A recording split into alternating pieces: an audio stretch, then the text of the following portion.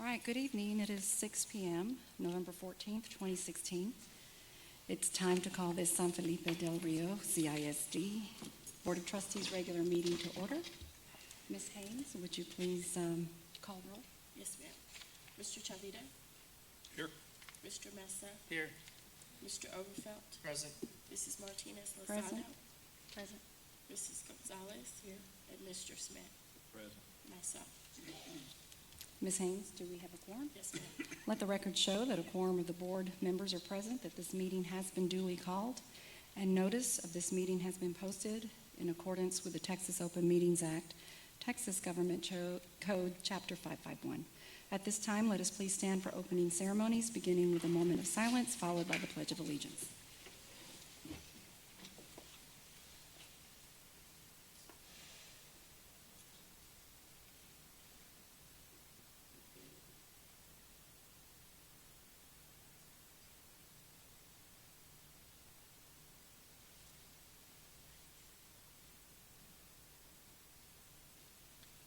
Pledge allegiance to the flag of the United States of America and to the republic for which it stands, one nation, under God, indivisible, with liberty and justice for all.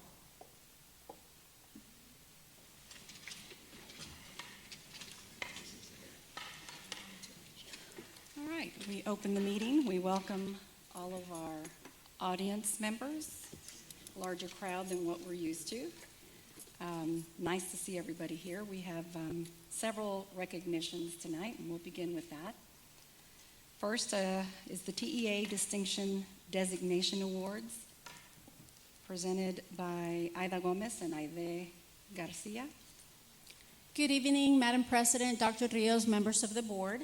Tonight, we would like to recognize several campuses who were honored by TEA with distinction designations. Distinction designations are awarded to campuses based on achievement and performance indicators relative to a group of 40 campuses of similar type, size, and student demographics.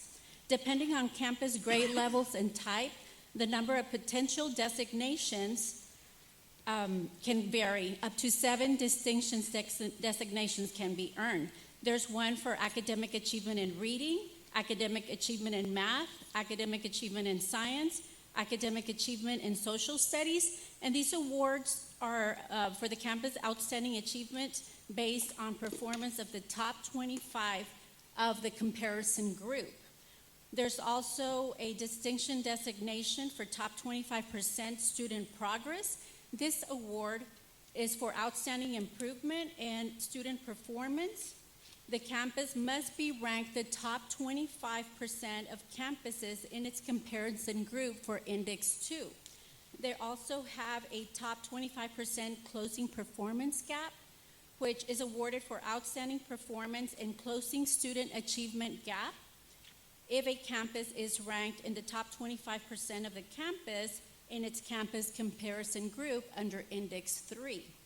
And then finally, the 7th distinction designation is post-secondary readiness, which is awarded to campuses and districts with outstanding academic performance in attainment of post-secondary readiness.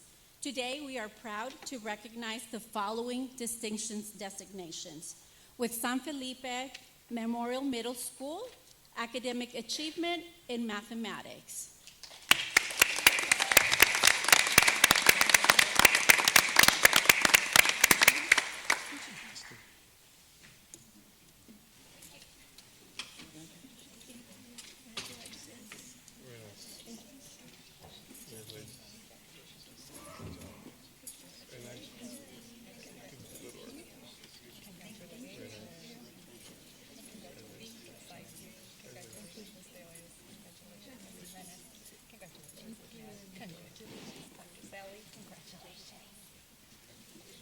And if you can just come up for a picture, please.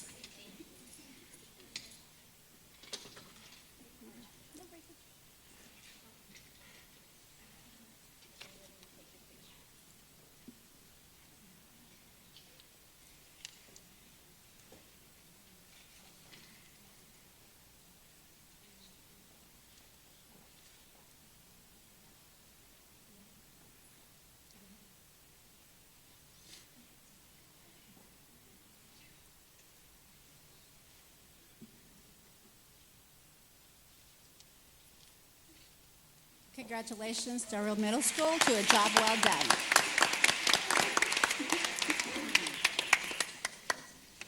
Next, we have Lamar Elementary, Academic Achievement in Science.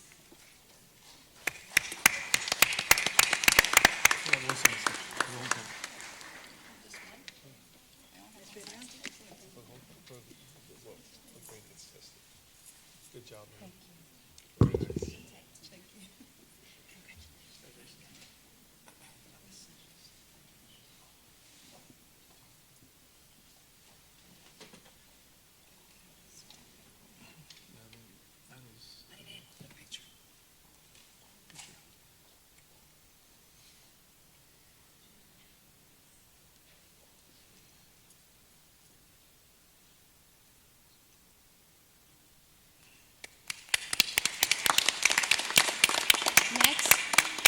Next, we have Buena Vista Elementary, Academic Achievement in English Language Arts Reading, Academic Achievement in Science, Top 25% Closing the Gap, and Post-Secondary Readiness.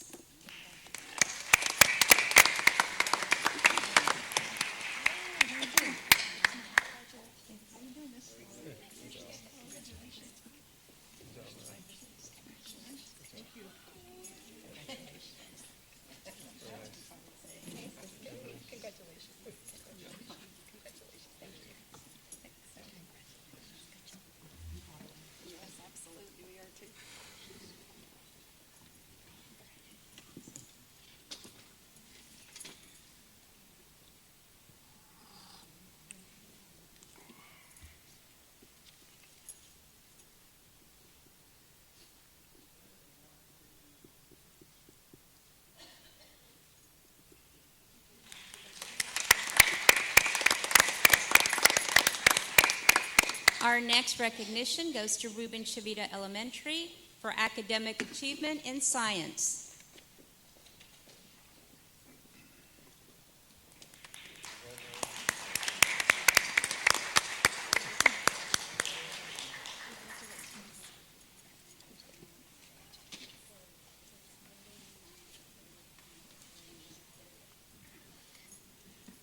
That's why they are in the Academic Achievement.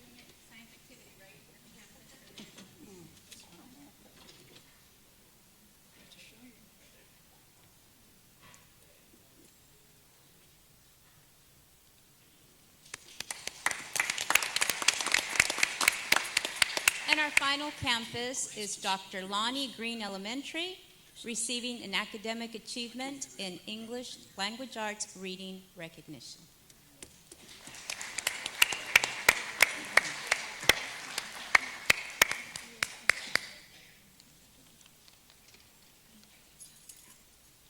See one of the colors. We also have the elementary meet, so Very busy.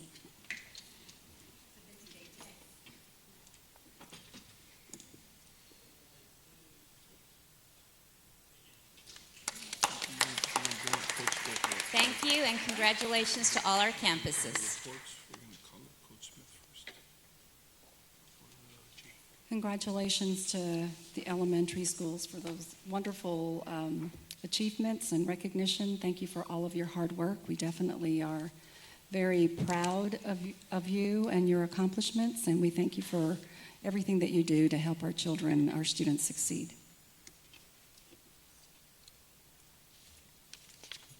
Okay, citizens to be heard, did you?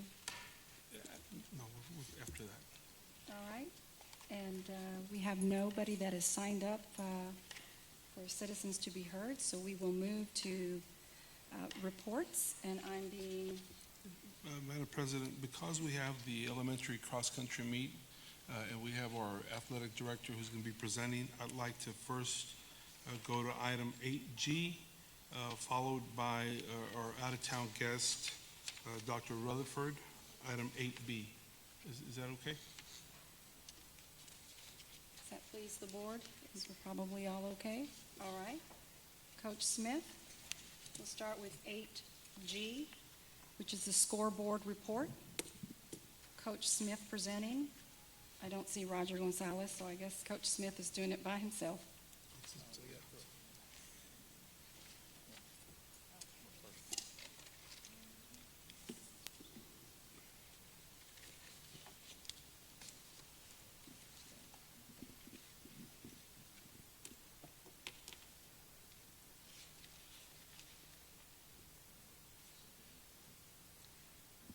Good evening, President Martinez-Lozano, board members, Dr. Rios, Mr. Roger Gonzalez, our CTE Director, Ms. Yanakani Valdez, our CFO, and myself will all be a part of this PowerPoint.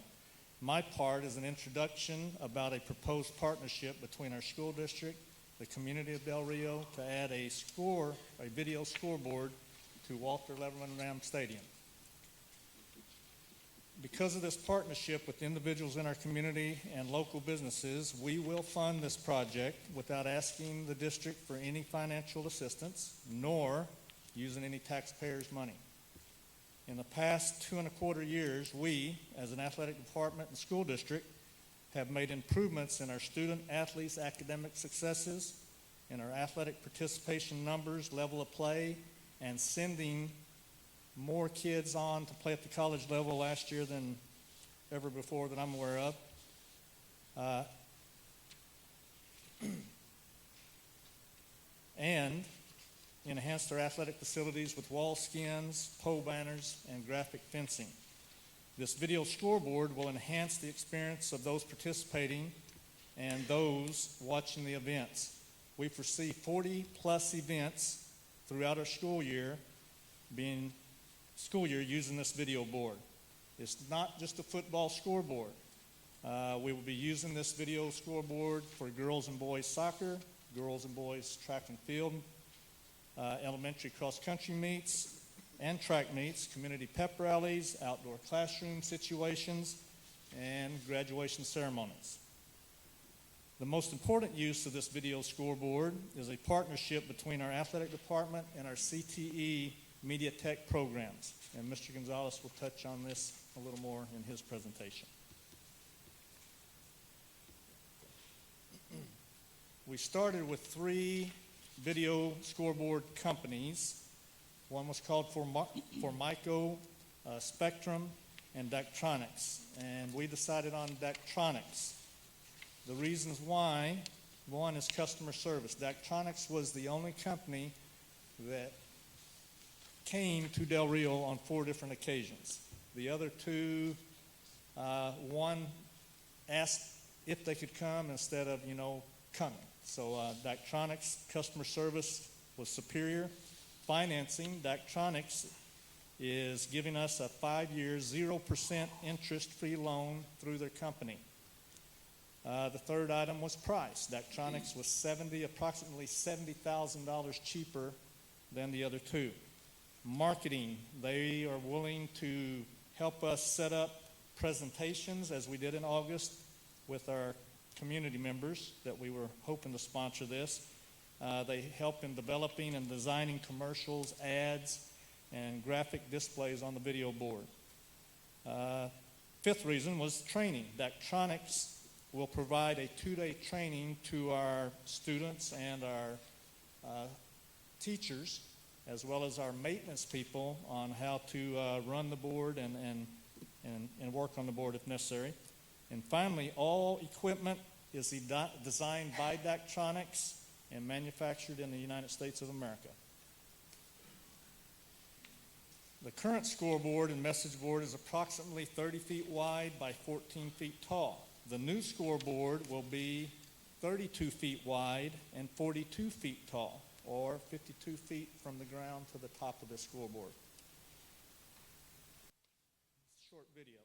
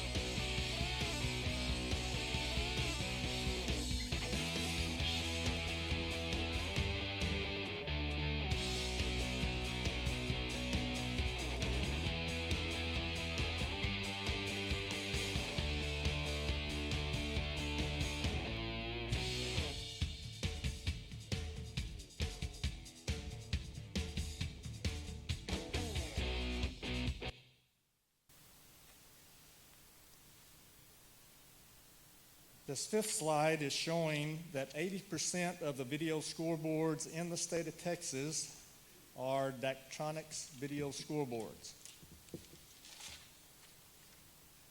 3 of the best-known universities in the state of Texas use Daktronics scoreboards and video boards.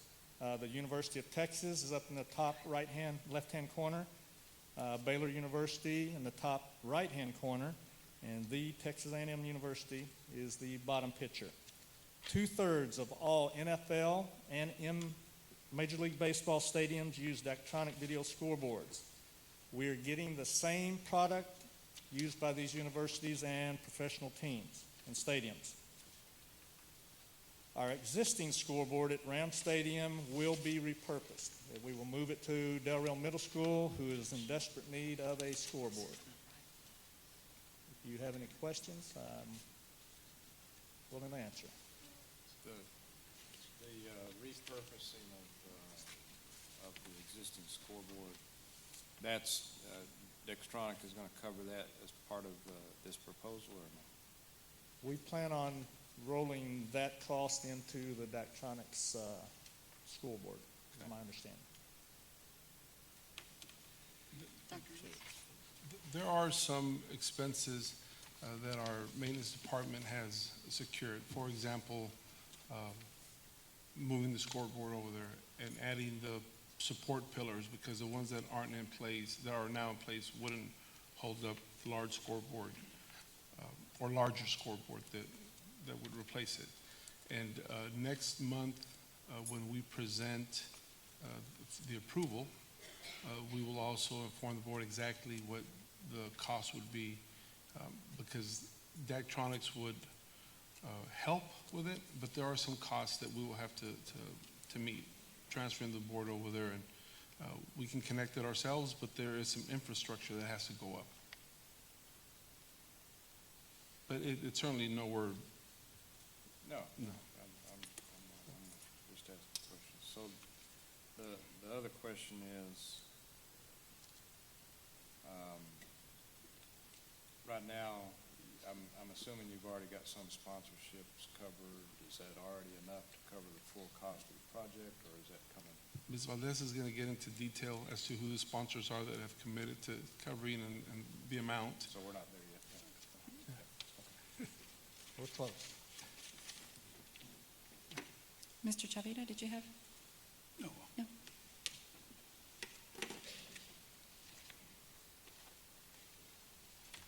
Good evening, Ms. Martinez-Lozano, Dr. Rios, and members of the board.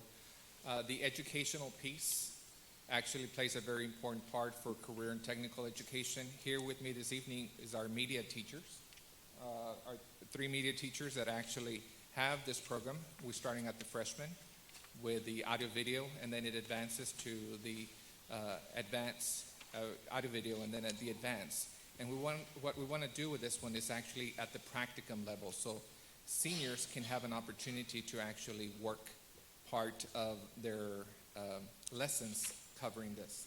So under the educational piece, Daktronics market share in high school, college, and professional industry provides opportunities for students to gain real-world experience in outdoor classroom setting, because that's exactly what it is. This is actually training for the students. Students in the practicum in audio-video production will have an opportunity to create digital content, utilize professional camera equipment, and create a professional event production while gaining employment opportunities. Daktronics equipment and software are used on a high school level up to major professional leagues, allowing this career path and experience to be developed for the students. So they are developing their resume as they practice. This is actually the sequencing of courses that actually CT has for all the programs. So during the first year, they take Principles of Arts, Audiovisual Technology Communications, and then they continue the second year with audio-video production. And the third and fourth year, this is what we're concentrating on the advanced audio-video production and also the practicum in audio-video production classes. So this is an opportunity for the students to actually apply what they're learning in the classroom while they're in the field, working out the video. And this is also part of House Bill 5 under the business and industry endorsements. Here are some of the benefits and advantages of the field display system. CT Media and the AV production students will gain first-hand experience in the use of live streaming and show control software. This software is actually part of the package. The practicum course will provide alternative paid employment options for students in the use of software and display equipment. There's a student staff of 3 to 5 students during premier events, and also they will have an opportunity to create commercial spots and editing commercials prior to the events. So they get to work with the different software before and during the events. The installation and operation of the field display system would benefit the students' education while supporting the TEKS for the CT Media AV production course. This is just a snapshot of some of the advantages in the field system. The public relations skills that they can get, the critical thinking skills that it's actually live, so it's actually quick. The technical skills that they will get, the knowledge of recording equipment usage, and of course, industry-related terminology. So everything relates to what they actually would be doing on the field. Any questions on education? Mr. Oberfeld? I know it's all CTE based on the 8,500 catalog numbers there for the different courses. In the future, would that open up to the possibility of dual credit somewhere down the line, and if that stuff existed? Absolutely. CT is always looking for possibilities of partnering up with any college that actually offers dual credit. Currently, the junior college does not offer the media program, but we'll be looking into St. Philip's or any other campus that's nearby that we can partner up with. Absolutely. Thank you.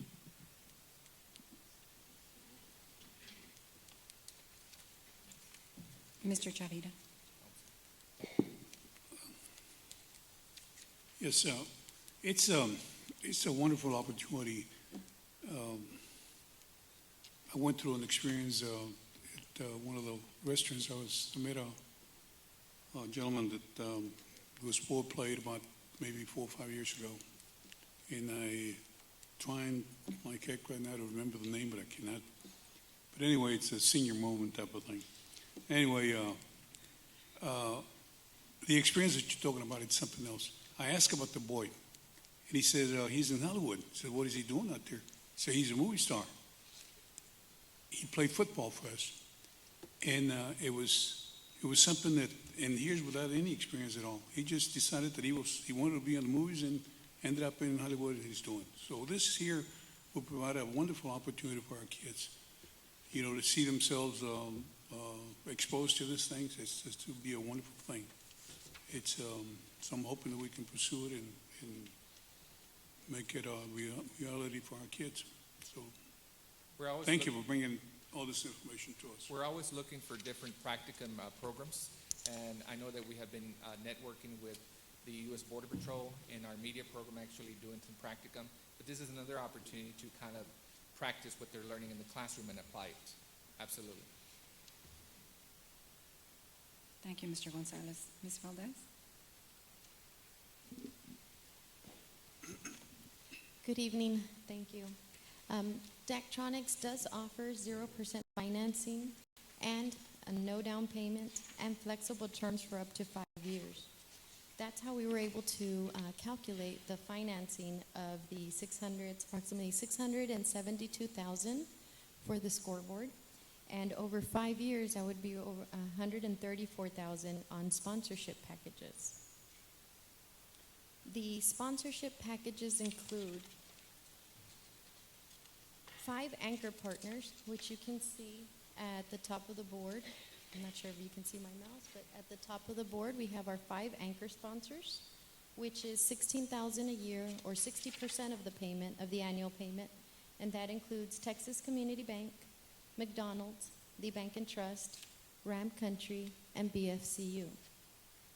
We also have the founding partners, which would be 30% of the annual fee, or $8,000, and that includes Dr. Tony and Veronica Cadena, Val Verde Regional Medical Center, two sponsorships from Val Verde Regional Medical Center, Chick-fil-A, and currently they're working on the 5th sponsor. We also would have, through this package, or through the Daktronics scoreboard, we would also have different digital and advertisement sponsorships. And by, of course, as we mentioned earlier, there will be no payment from the lease from the district. The only process would be obtaining the credit through using the district's credit process. And by next month, we will bring all of the paperwork and approval for the sponsors and for the financing.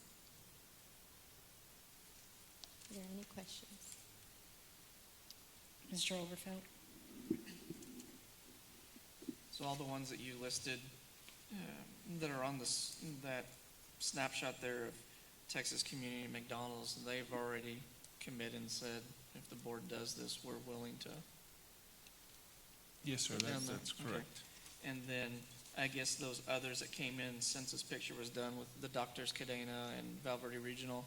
So Val Verde Regional is going to buy or is going to sponsor 2 of those spots on the bottom? Yes. Okay.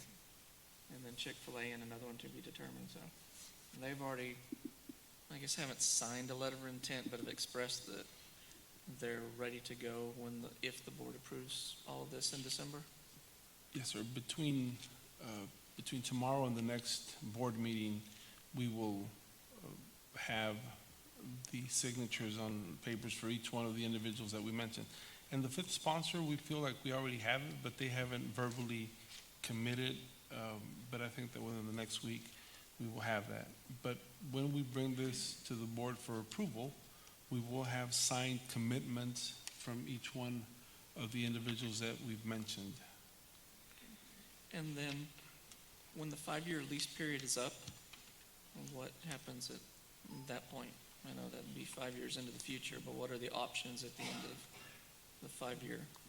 Our commitment to the sponsors, because the board will be fully paid for, is that those individuals that come on board as anchor sponsors, our commitment is that they will, and the sponsors are at the bottom, our commitment is that they will maintain their spot on the board for the life of the board. If the board exists for 9 years or 10 years, so will their names. Where we will continue to bring in income to pay for the internships is through the advertisements, birthday messages, small commercials from local vendors, etc. And since you mentioned the idea of the advertising on the board, I guess there will be a very clear laid out of what can and cannot be put on that board. Absolutely. Since it is on school property? Yes. Okay. Thank you. Mr. Mesa?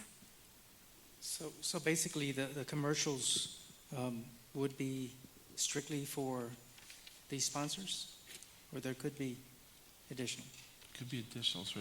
The sponsors get X amount of spots per activity, but it doesn't fill up anywhere near all the unused space during timeouts, during half times, before the game, and those would be up for sale for other entities. So there will be enough spots for those that are sponsors, as well as additional opportunities for other businesses or individuals.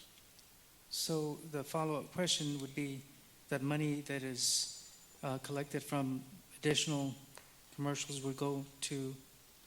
It would go to pay for the students. See, the students that are going to work the cameras, there will be a main camera probably in the tower, and then there will be 2 cameras on the field. All of those will be operated by the students. But they're not doing this on a volunteer basis or for a grade. These are paid internships for our senior students for sure, possibly juniors. There will be people that will be producing commercials. All of these will be paid internships, and that's where that money is going to go to. Well, they're not going to be getting paid a whole lot, but they're definitely going to get paid minimum wage, probably a little bit more than that. Okay. It'll be we anticipate that this will be a self-sustaining program that'll be add a whole lot of value and quality to the experiences, both for the students and for those that come to view the activities. Sure. Okay. Mr. Javita? Dr. Rios, on the, who controls the time and the number of spots that they'll have on being viewed throughout the game? The reason I'm asking is because at Eagle Pass, is just this past football game that we played out there, I noticed that some of them had more spots than the other people, the other sponsors. So who controls as to how many spots or how the length, et cetera? The whole programming is based on the anchor sponsors get fixed amount of spots per game. And when I say anchor sponsors, I'm talking about anchor sponsors and the founding sponsors. And then beyond that, they're all small spots that we use during timeouts, and really the refs control it, but it's all in the package. When they buy a spot, they'll know if it's a 5-second spot or a 10-second spot. Well, actually, we control the program, the school district. Yes, sir.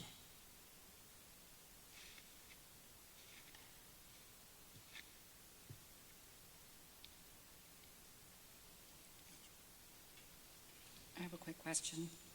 Who's going to be managing the exchange of monies? Exchange of funds. Mm-hmm.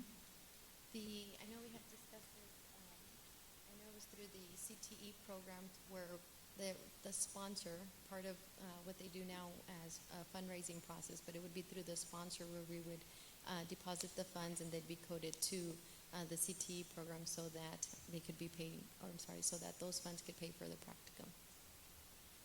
But is that something your department will oversee? I want to be very specific. The oversight of the monies.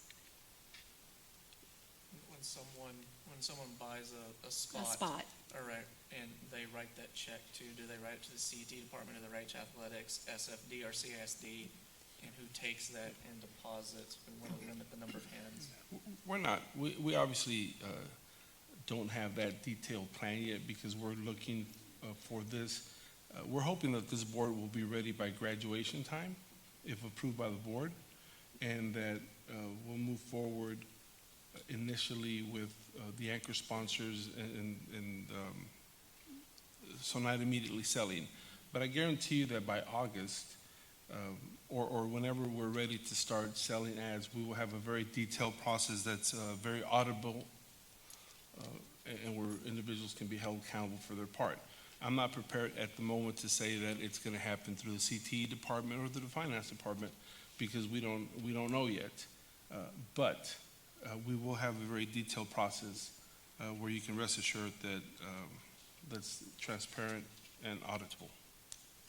And you'll have that to us prior to us making at the time that you make the recommendation. That's your hope, I hope. We'll work towards it, but as detailed as we'd like to be with it, I don't know that we can turn it around in a month as far as the whole process of collecting money. But I'll certainly task Ms. Valdez and her staff with working on that. Yes, sir. Thank you. Okay. Can I just say something? Sure. I know that the whole jumbotron, as individuals refer it, does for a community like Del Rio that we haven't had something this big, it might sound a little outlandish, but I guarantee you that first, we wouldn't do it if we were going to be spending money that could otherwise be used somewhere else.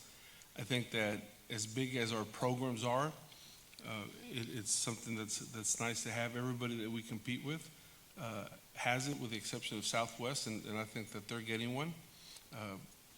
So it's a very normal thing that you see in a whole lot of schools, and we're excited.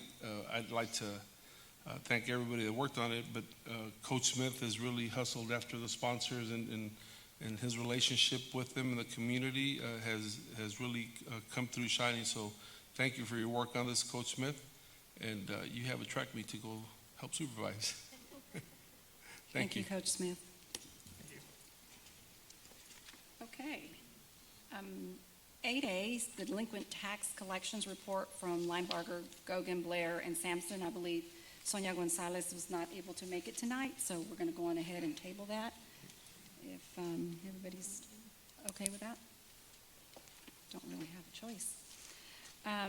B, which is the San Felipe del Rio CISD Board of Trustees Handbook, Dr. Bill Rutherford.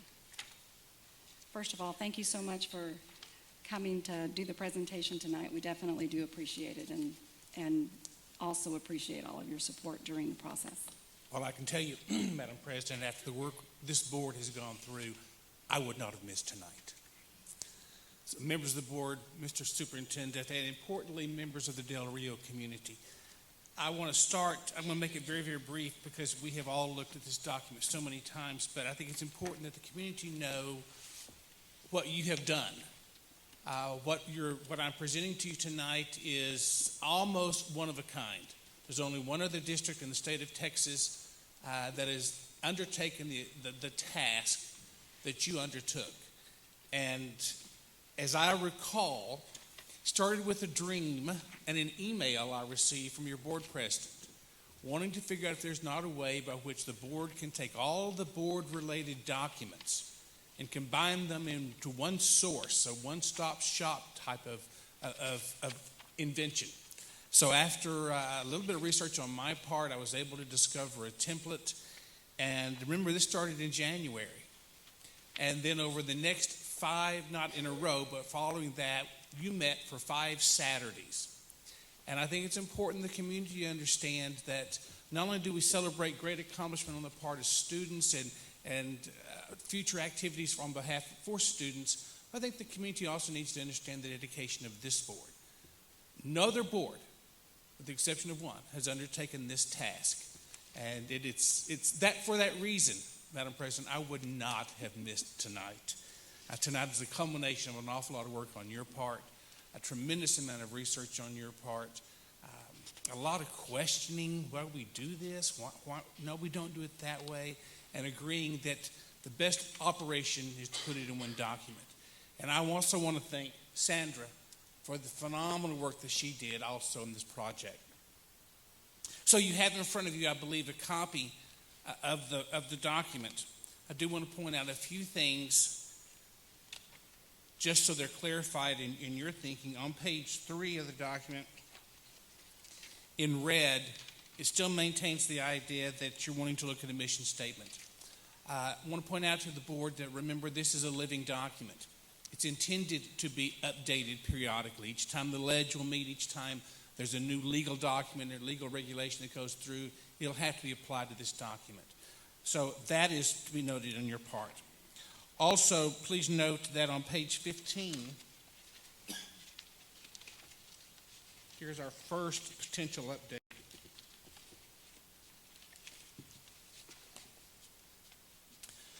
TEA has made a change in the regulation that affects the evaluation of the superintendent.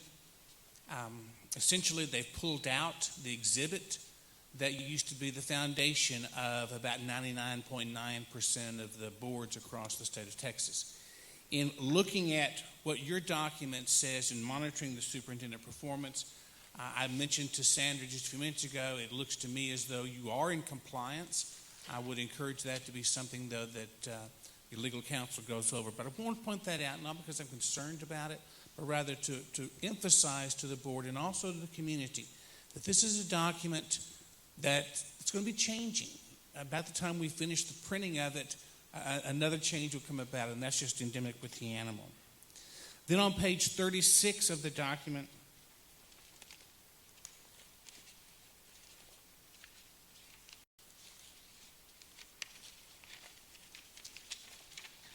it begins the section dealing with continuing education requirements of members of the board. I will point out, as I did with you the last time we were working on this, there continues to be rumblings coming out of State Board of Education and also out of one of the interim study committees in the Texas Ledge to take a look at board members' continuing education requirements. What we're looking at tonight is the way the law states for current. However, remember that could be subject to change. Then board members also please note that on pages 43, 44, and 45, Appendix B, Appendix C, and Appendix D are left blank because those are still under review.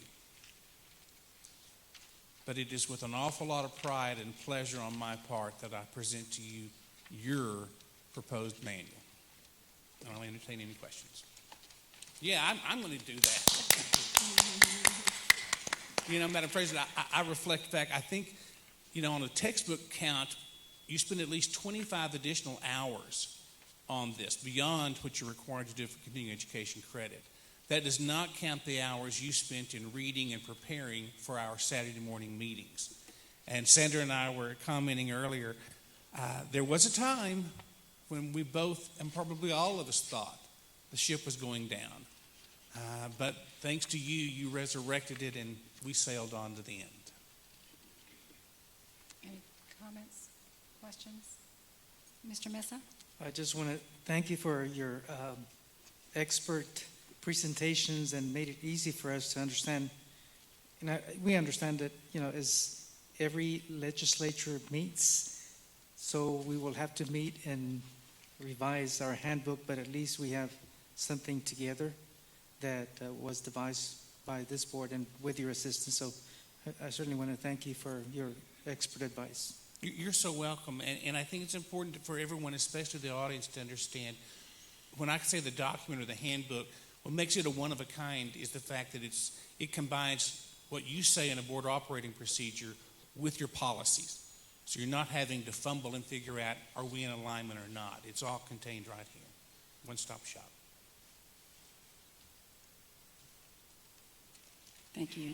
Thank you so much.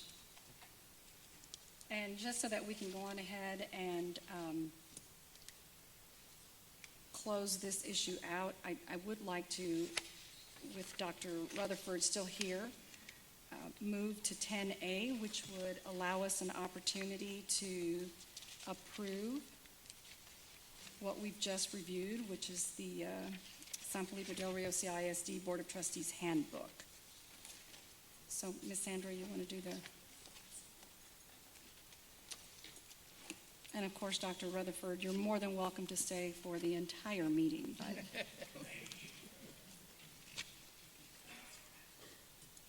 So what you have witnessed is that you have completed the board handbook for San Felipe Del Rio CISD. Dr. Rutherford has presented to you the document, and at this time, the board will look at the contents of the handbook annually as part of the self-evaluation. The board may also review the handbook periodically as when a new board member joins the board. The administrative director will maintain the handbook and will recommend updates, and if a legal policy change necessitates a change to the handbook, then we will be making edits and presenting those to you for approval. So it is the recommendation that the Board of Trustees approve the San Felipe Del Rio CISD Board of Trustees Handbook as presented. I so move. Do we have a second? Ms. Diana Gonzalez. Any discussion? All in favor? Unanimous. Motion carries. Thank you, Ms. Hernandez, for all of your due diligence as well. Your hard work and dedication to this project. Thank you, Dr. Rutherford.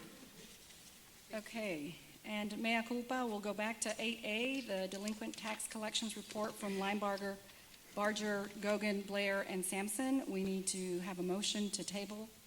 Okay, motion made by Mr. Oberfeld, second by myself. All in favor, since Sonia's not here. Unanimous? Okay, thank you so much. Moving on to C, Facilities and Construction Report, Mr. Israel Carrera.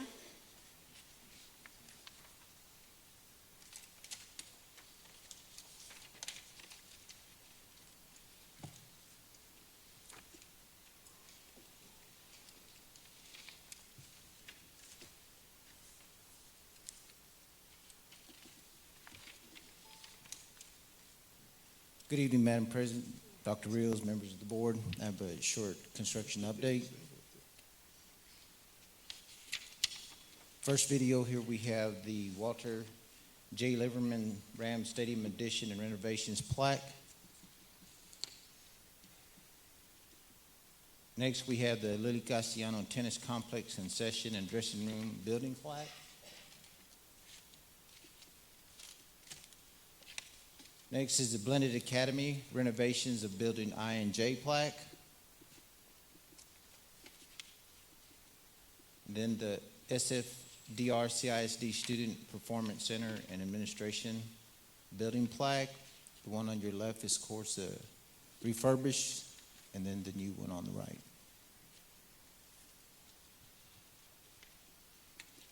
Next is the Gerardo J. Maldonado Career and Technical Education Center. On the upper photo is the front of the building. They installed last week the name of the building, Gerardo J. Maldonado Career and Technical Education Center. At the bottom, you will see to the left of the photo is the robotics area, and then to the right is the automotive area.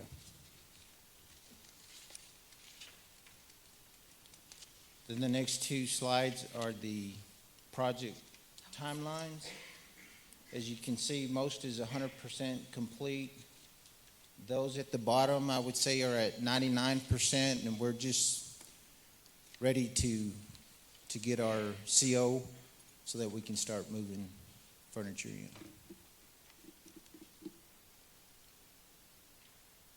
Any questions? And Mr. Oberfeld?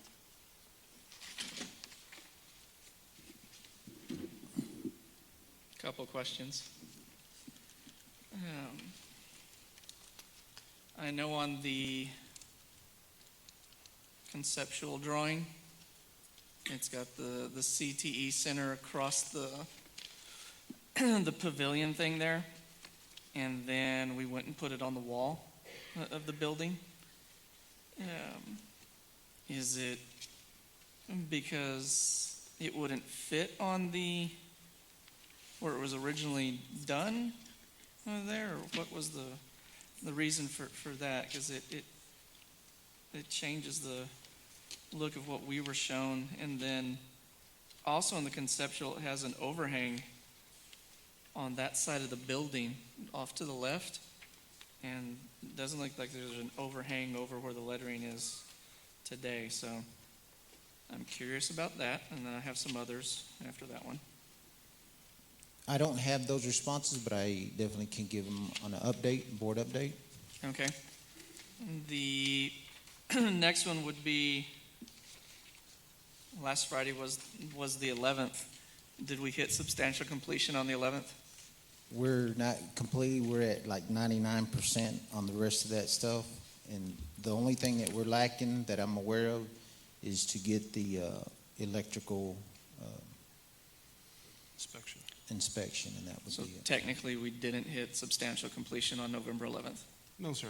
Technically, we didn't. The substantial completion is only awarded to the contractor once the inspections are completed. They're in the process this week of working on those inspections. So then the follow-up question to that is that something we're going to discuss on that other item later on? That's why it's there. Okay. And then so if looking at the December 5th furniture move-in, if we get all the permits and certificate of occupancy, because we have to have that before we can move the furniture, correct? Yes. Well, we don't have to, but it's the prudent thing to do. Okay, so when are we looking at holding classes in there? We discussed the potential move-in date with the CT department, and we could possibly have moved in the furniture this week and moved in over the holidays, but I think that the consensus from the CT department is that they would feel more comfortable having that 2-week span over the winter holidays, the Christmas holidays, and then come back the first day of class, talk to the students about the transportation, remind them, and start classes there the second day after the winter holiday. So you say during that 2-week holiday break, moving stuff, or it's gonna be, Moving things in. so our instructors will be moving their stuff? Are we going to compensate them for having to work over their holiday for something that was beyond our control? Yes, sir. I included the detail in the board update. Yes. Mr. Mesa? As a follow-up question, I know Mr. Overfelt mentioned, is there any way you can show one picture and then the other? I'm talking about the front of the building, CTE, You want the photo or the drawing? the other one, that one. If you can see, there's a major change in the height of the entrance. And then if you look to the right, major change, you see windows on the upper portion. You have nothing that you see on the original. Let's go back to the other one. I don't see those windows anywhere on the right-hand side. Yes, sir. It's, when we looked at it, it looks very professional as it was presented to us, with the name appearing right at the entrance, on the right-hand side, actually, of the entrance, and then the CTE right above the entrance where it's a little bit higher on the second picture. Could you show the original? Yes, sir. That one. Tower is a lot higher. And basically it looks nice the way we approved it, but major changes that occurred that do not look like the original.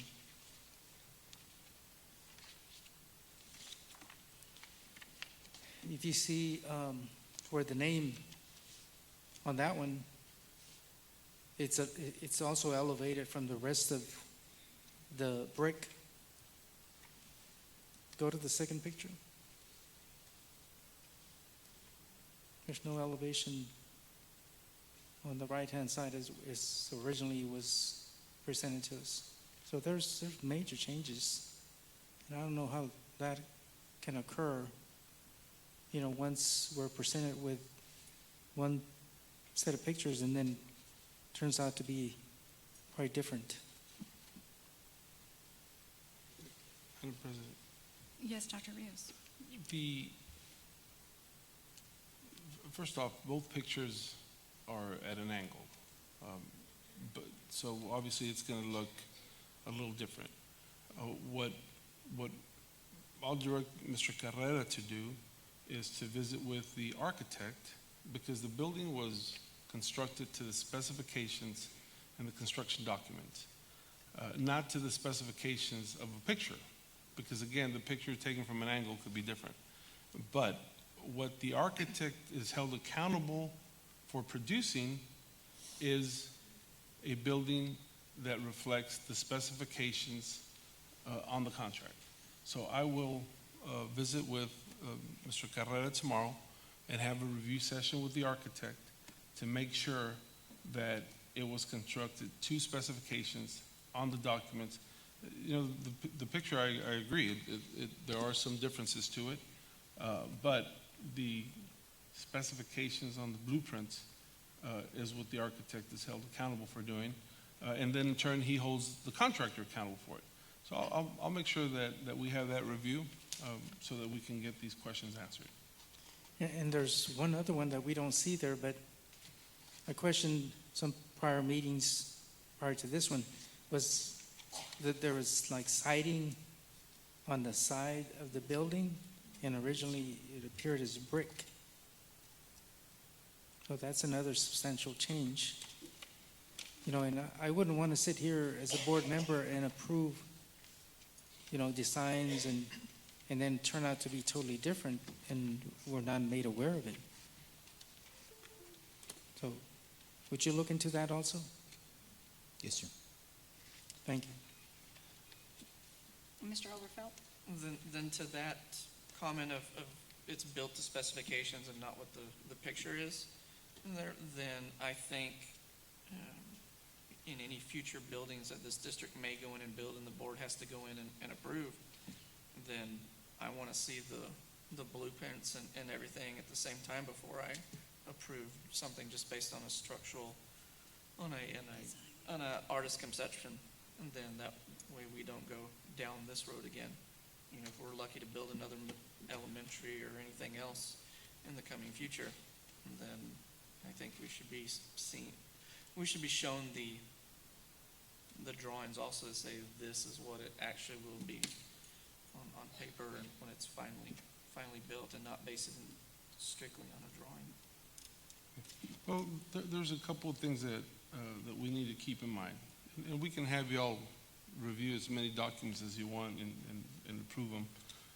That's not a problem. But in the approval process that the board has used, I'm going to say for always, we approve the schematic design, and then we approve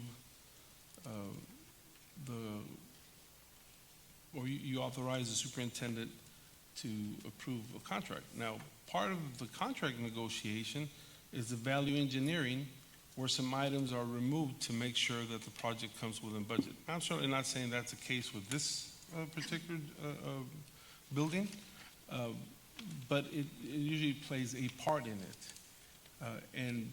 And I just want to be clear that when you approve a design that we're going forward in, there are change orders or value engineering followed by change orders. And we just need to be clear if the board wants to be in a position to approve everything that happens, because there is times a lag between meetings. And then that just delays the project further, having that type of oversight and management by the board. Now, having said that, I'm not opposed or the enemy of any procedures that we have, but that's not the plan that the board has held.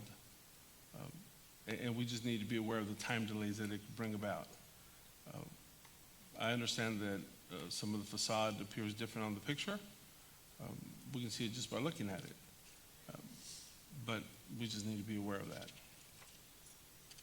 Correct, and I don't think the board is trying to, or wants to micromanage, because that's not what the board is established to go in and do.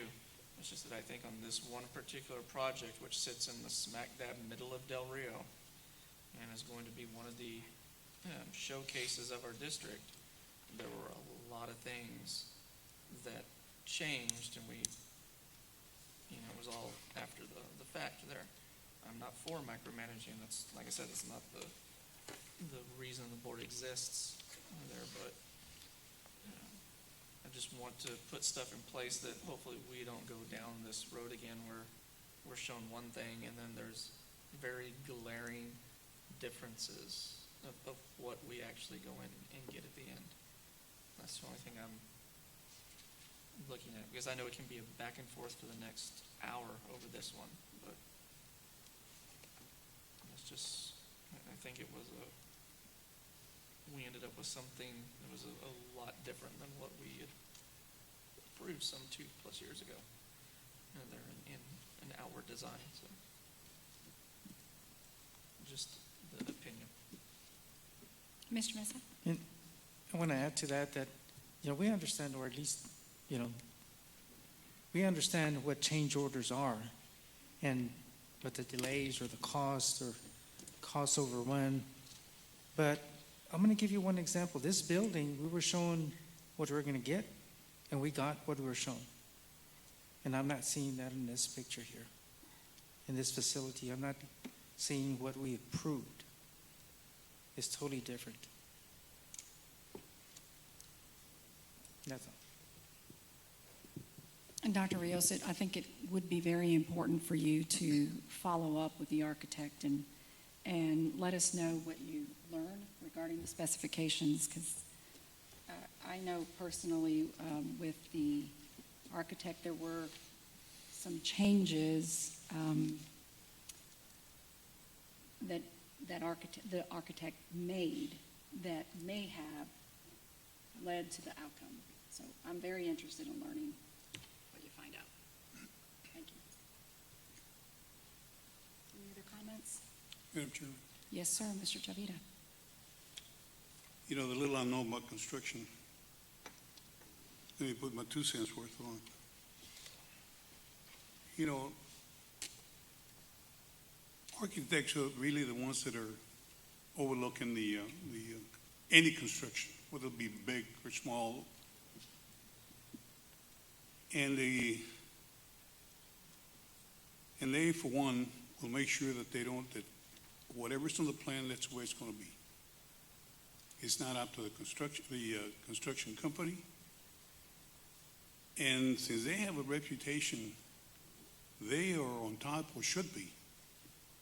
And if something didn't ended up the way it should have been, then those people should have contacted our superintendent, and changes should have been made.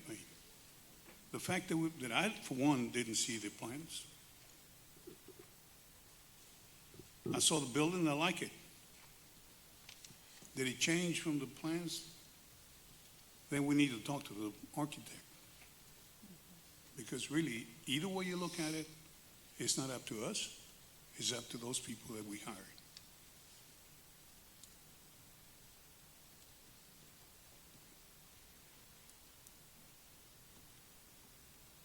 No more questions, comments?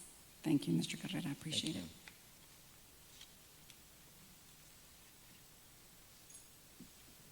Okay, next on the agenda, San Felipe Del Rio CISD Health Insurance Plan Update, Ms. Yanakani Valdez and Laura English.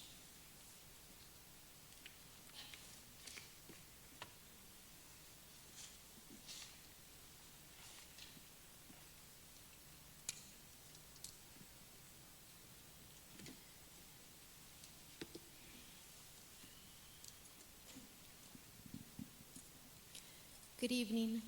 This presentation was included in your board packet. This is the presentation that was presented to the Insurance Committee on November 8th. The Insurance Committee, with representation from our campuses and our departments, includes 54 members, and at our November 8th meeting, we had 34 in attendance. We began the meeting by reviewing what the board policy is and why we have a self-funded health insurance plan. Our consultants, which are TML, they are our plan administrators, and Gallagher Group as our health insurance consultant, took the members through the responsibilities that they have or what they should experience throughout this committee process. And we asked the committee if they'd like to have a chair and a co-chair. And there were 2 individuals that volunteered, and that is Ms. Thelma Anguiano and Ms. Velma Valdez. So we have 2 individuals that will be the chair and the co-chairs for these committees. We presented the committee with the calendar where we would meet once a month before the board meeting, with final recommendations being at our May committee meeting so that we can integrate those recommendations into the budget process. We shared with the committee the history of our health insurance plan, where we began making recommendations for changes summer of 2015, which have been part of our health plan since the 15-16, and then in 16-17, we also made some recommended changes. We discussed with them the strategies that we have worked on, which again would include monthly presentations, increased participation in the committee, implementing or addressing the new program that we have, which is ReadyMD. And I believe we've received really positive feedback from employees, and I know we even received a participation report as to who is using ReadyMD. And we talked about our health fairs, wellness events, and the employee benefits newsletter that is distributed every month. We shared with them the number of employees that attended the different benefit sessions these sessions are from Ms. Laura English and Mr. Paul Rutledge, where they go to every campus and different areas for our departments in order to provide updates to the employees and have that opportunity for questions. We shared with them the wellness events that we have had and the events that are planned for the rest of this fiscal year. And they also, as a committee, made the first recommendation, which at our last board meeting, we had talked about the air ambulance, and that the committee would be the ones reviewing whether we would update our plan book to limit what our plan pays for. Let me see. It says here we would update our district health plan documents with language to include the limit on the charges per flight with air evac. I think the recommendation, after discussions with the committee, was to start at $10,000.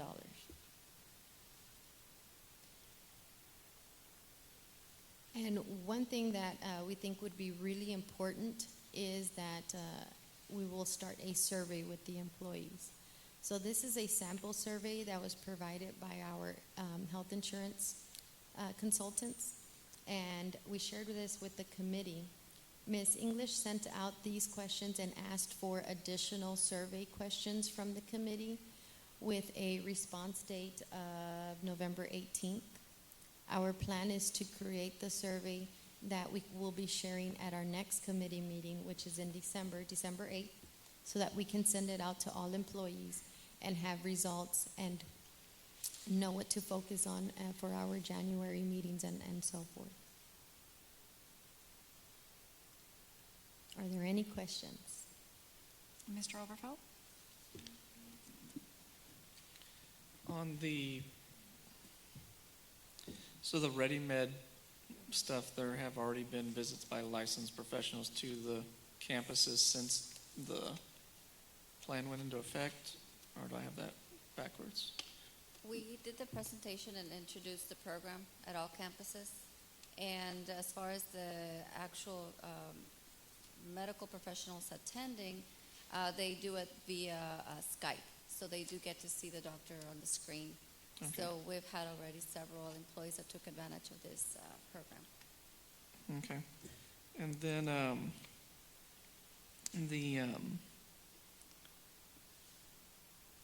oh no, that's a question for later.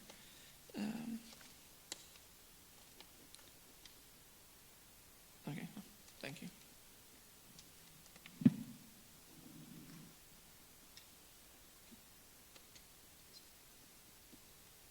Mr. Mesa? Right now, there's great fear amongst us, the teachers. They think that they're going to be losing their insurance. I've gotten questions at home, and I promise them, you will not lose your health insurance. And that's something that I just want to, as a board member, I never want to take away any insurance from the teachers. But that's a fear right now that they call, are we going to lose our insurance? And I would not sit on this board and approve anything, telling our employees you no longer have insurance. Have you heard that concern from teachers? I've had two people call, that they, just saying that they heard rumors that they were going to have to pay half of the premium. But of course, the information that I gave them was that we have an insurance committee. We'll be visiting or meeting every month, and we'll know the plan, the status of the plan, our health fund around May. So if there are any changes, we would communicate then. But no, at no point it has been discussed that the employees would lose their coverage or have to pay half of the premium. Okay, and I just want to reiterate that as a board member, I would never, spend money on landscaping or any other item that would take benefits away from our employees. It's crucial that they have insurance. That's all. Mr. Chavita? we're going a little too fast for me to be able to read it, but I just need one thing, one piece of information, and that goes back to the referrals. Can you explain to me as to what is it? Because some years back, about maybe 20 years ago, because of referrals, I ended up paying about $10,000 because the insurance refused to pay for it. Can you explain to me what is it that you got to go through? Our health plan, no, it does not require referrals. You can go directly to a specialist without a referral. Didn't hear you. Sorry, it's too loud. Our health plan does not require a referral from a physician. Anyone can go directly and see a specialist without a referral. It's not required.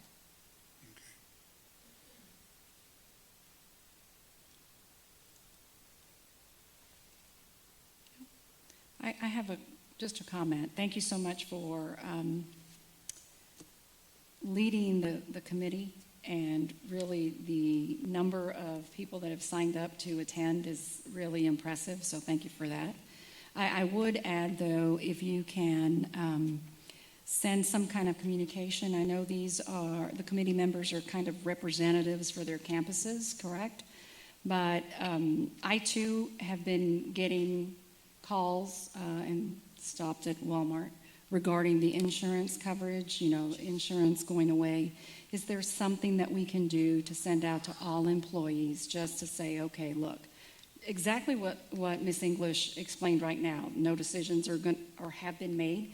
At this time, there are no plans to remove your insurance or require you to pay 50% or whatever, just so that everyone is on the same page. Okay, I can send something out in the monthly newsletter. Perfect, thank you. Okay. Thank you. Mr. Overfelt has one more. Just to follow up on that, like I said last month to the employees and everybody who works for our district who are watching it on TV or will hear about it, you need to participate in the process with those that are the representatives or go to the different meetings there, because I too, same thing. People came up to me asking, is it true we're going to lose our insurance? So the rumors have already started, and that's why I made that statement last month, and I make it again. Be aware of what's going on and participate in it, so if something does happen, you're not caught off guard and said, we were never informed, because I guarantee you for the next several months, as this comes back as a continuing update, there are many, many chances to be informed.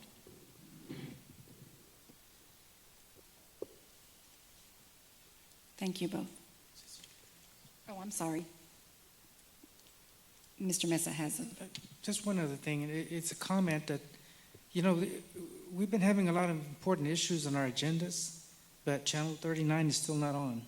I have no idea what's going on, but it's been off for a while. Dr. Rios? Yes, sir. When we transitioned from the administration building downtown, the old admin to this administration building, Time Warner wasn't prepared for the move. Mr. Henge has been working with them on making the transition as well as updating the equipment.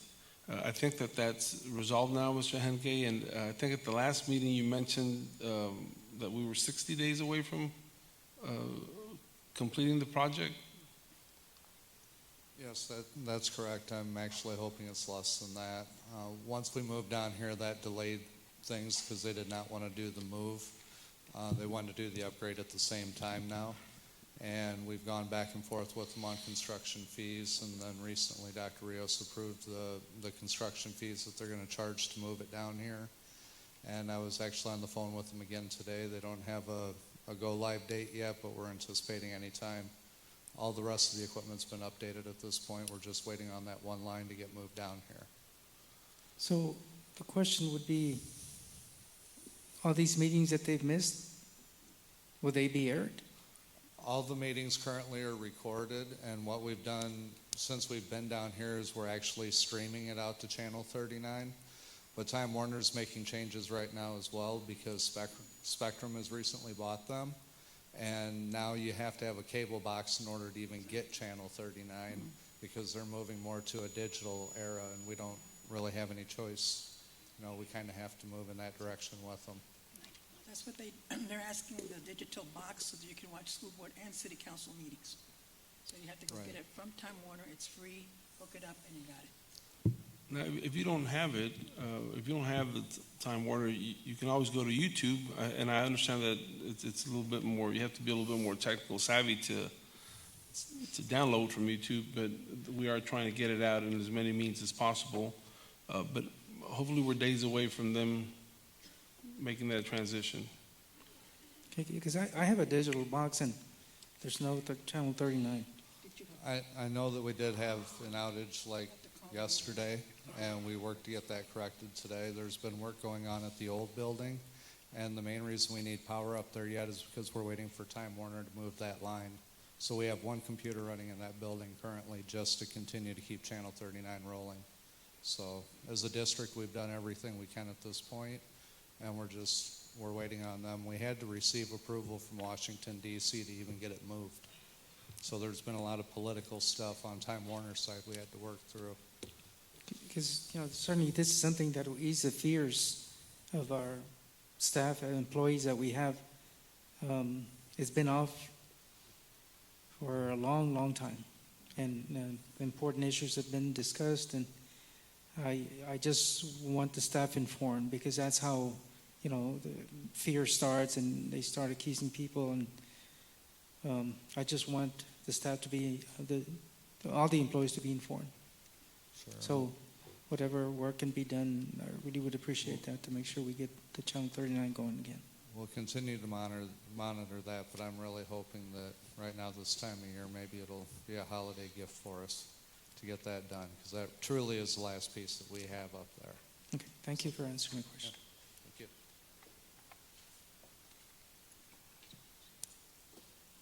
Any other questions, comments? All right, moving on. Thank you, Ms. Valdez. Moving on to the E-rate report. I don't know if it was going to be Mr. Henge or Ms. Valdez. Mr. Henge.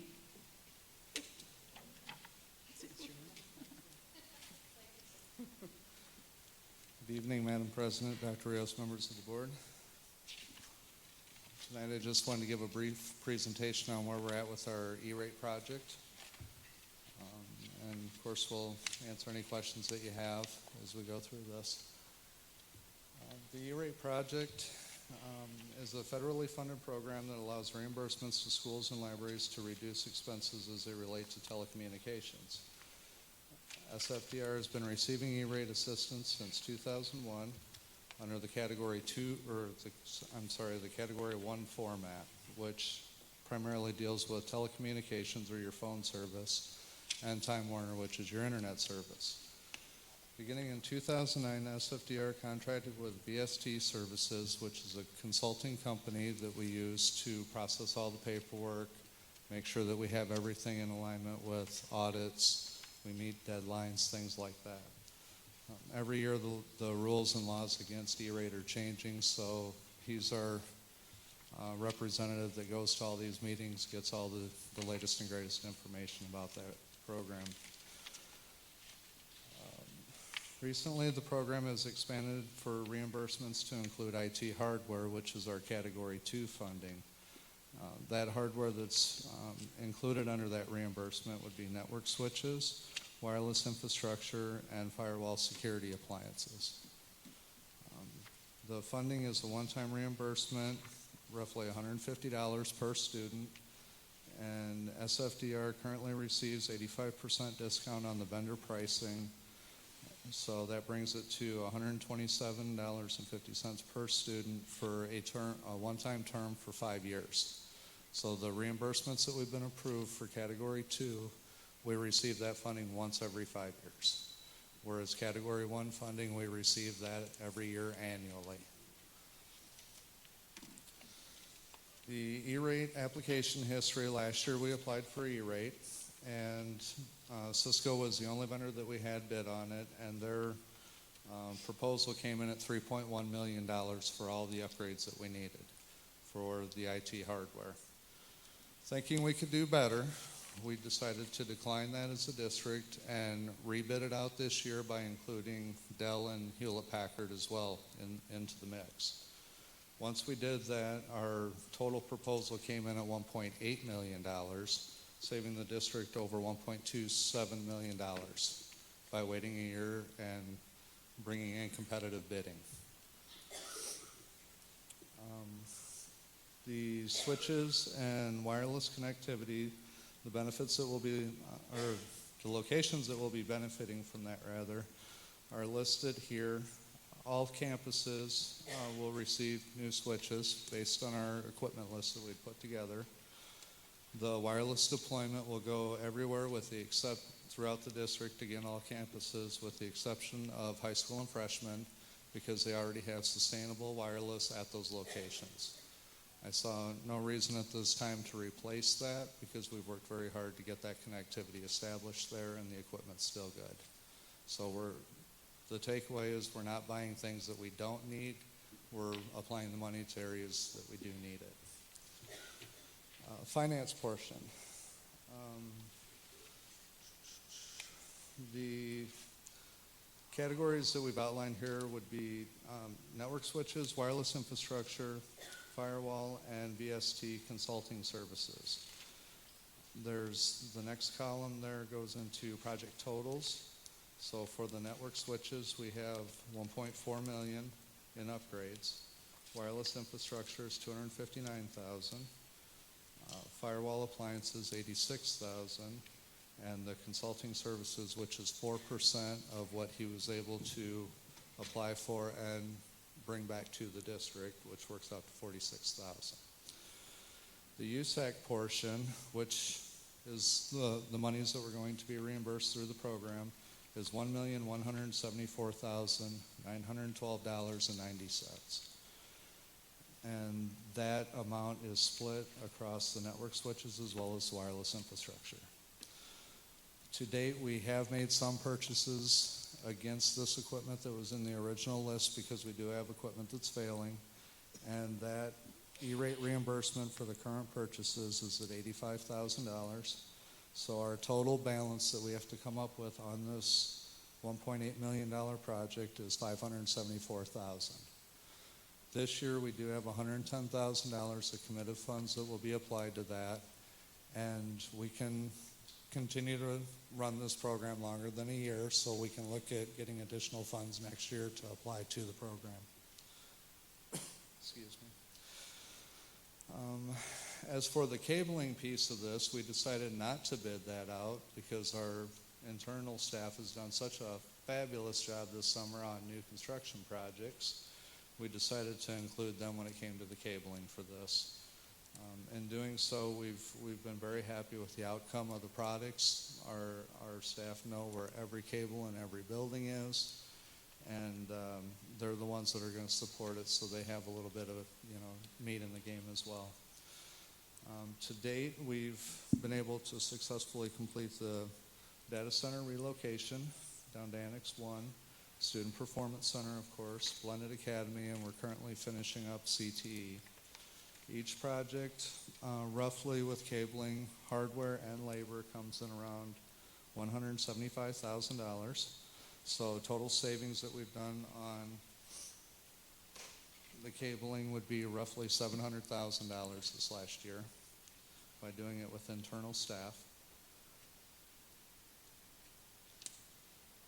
And our primary role is going to be running cable to each classroom to be able to support the new wireless infrastructure that will be coming to the district.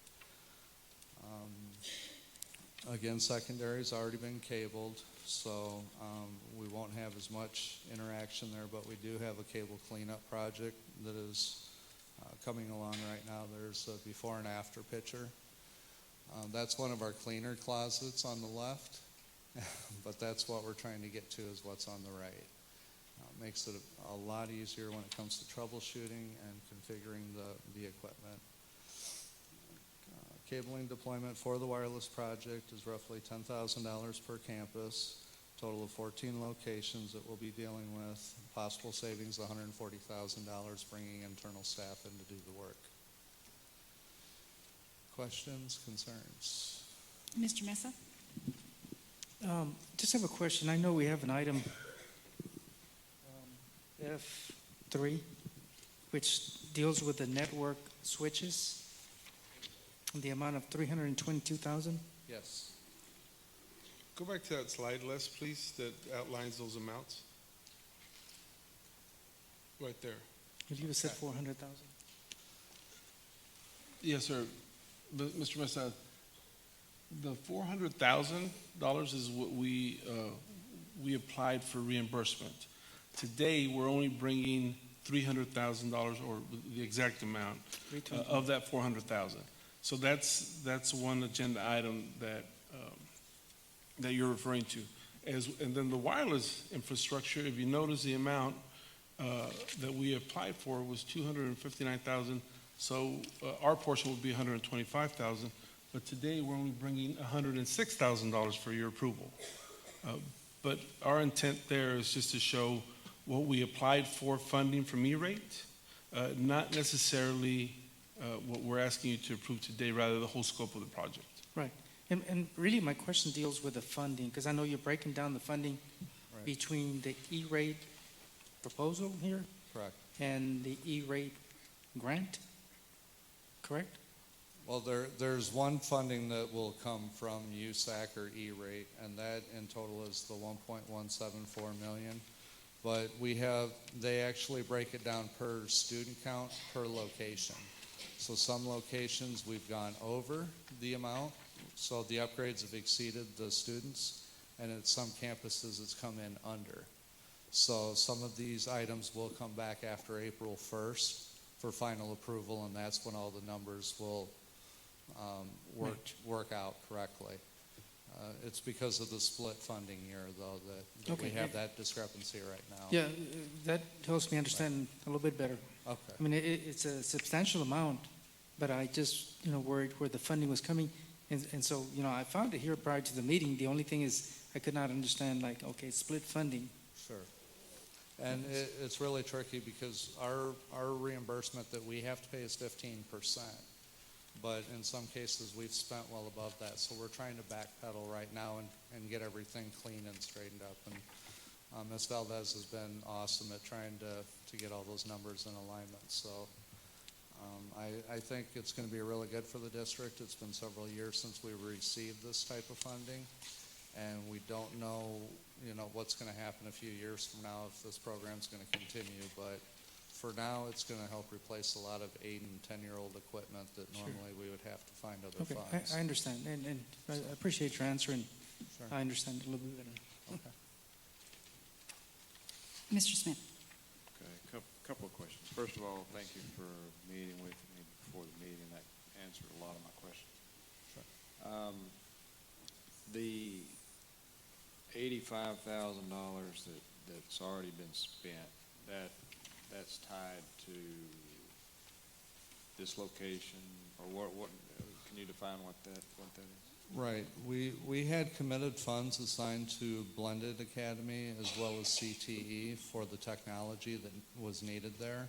And those switches and wireless were paid for through those committed funds, but because they were purchased after May 1st, we can submit bearer forms and get reimbursed or credit, if you will, for those purchases. So that $85,000 is straight. What's coming back? We've actually invested, I think it was upwards of closer to $163,000 through those other budgets. But we knew that we would possibly get reimbursed, and we had to have the equipment anyway, so we were able to do it through those other funds. Okay. The second question is tied to Ms. Valdez. That $600,000 or $574,000. What do you have budgeted for these expenses tied to that much cost? We have, and I know Les and I have been working through this. So we have the $659,000 was what the district's portion of the expenses are. And as Les mentioned, in the prior fiscal year, we've already purchased some items, so we have that 85,000 coming back. So that 85,000 we're applying to offset some of the purchase orders that we have included on the agenda. We also have 110,000 committed funds that were approved back in August 31st. We're also, throughout the project, using a technology budget, and it's all going to depend on the timeline. So some of these purchase orders might go into the next fiscal year. But all of the planning will be done as the project timelines get into place. Very good. Everything's logical that you and I talked about it, so I appreciate that. I would like to just mention real quick, the 46,000 for the consultant fees is coming out of consulting fees from the technology role, so that piece will come out if it's approved tonight. And the firewall appliances, which are 86,000, are not slated to be in until September of next year. They'll be right at the end. So there's two more pieces right there to bring that number down for now. Thank you for the clarity.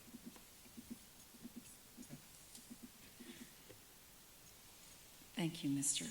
Les Henge. Thank you. Okay, next on the agenda is the CTE grant update. Mr. Roger Gonzalez.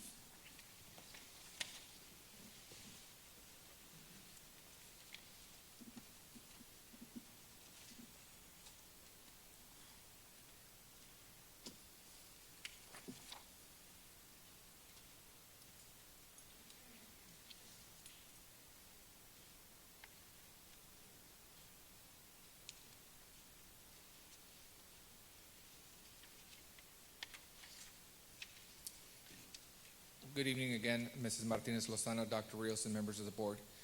Giving you an update on a grant on a MarkForge 3D printer that was received through the Alcoa Foundation. This is actually one that is used currently by our STEM department or engineering department. So I'm going to give you kind of an update on how it's being used. It was actually applied through, again, negotiations with the Alcoa administrative staff here in Del Rio through the educational theme or the STEM component of the grant. The support initiative, innovative STEM training program, that's where we applied. It's actually currently being used in our Project Lead the Way course, which is actually the SIM course or the Computer Integrated Manufacturing course. It's also being used in robotics program to manufacture various parts that sometimes are hard to obtain. And also because of the time restraints on the building season, it's going to definitely help us. Learn the fundamentals of the 3D printer, carbon, fiber, and Kevlar. Again, different components that are being introduced to the students in the classroom. Another thing is working with industrial base equipment, the incredible toughness and resistance of what's actually being produced.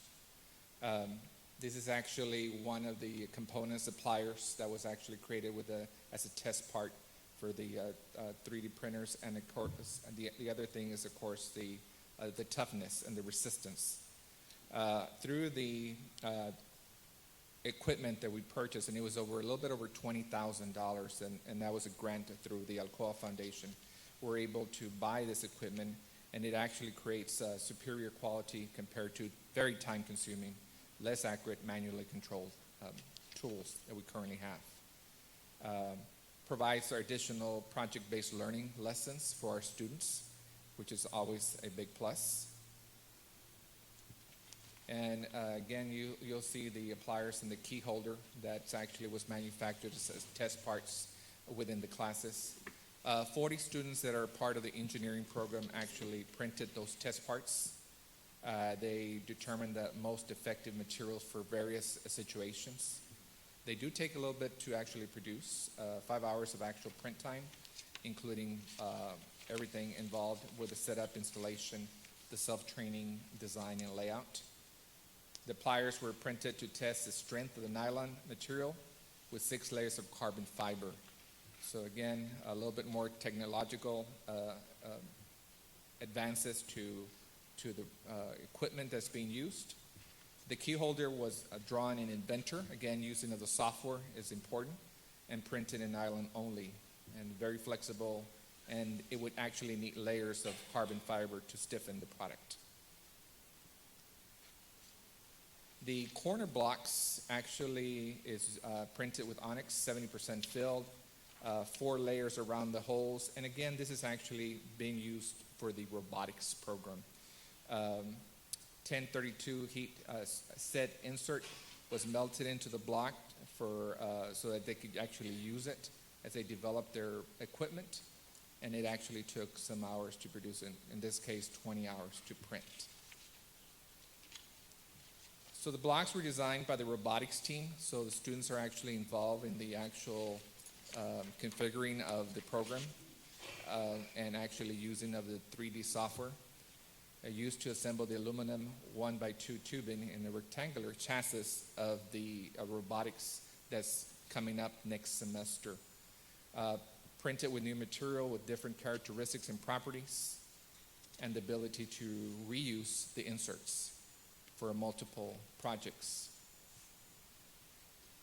Another of the main things, and this is why our robotics program has been very successful, is actually the wheels. The wheels, how fast the robot moves. So again, the carbon fiber was actually replacing of the red aluminum hub. It was actually changed from round to hex with no machining needed, and it definitely lightened the wheel. So again, a lot of advantages to using this 3D printer for needed equipment. It was also used to replace a heavy roller, the intake mechanism, and the balls pickup for the robotics competitions would definitely be a lot faster. And this is just an opportunity to, again, highlight the House Bill 5, the community engagement with the different businesses in town. So again, we thank Alcoa Foundation and administrations here. Mr. Smith, very important part of the Alcoa Foundation. And again, we were able to work with administration to actually get this grant for a little bit over $20,000 at the latter part of last spring to have this in place. And again, this is actually, it's not very big, but it actually produces very well-made products. So again, developing our partners in education with local businesses. Any questions? Sure. He hasn't.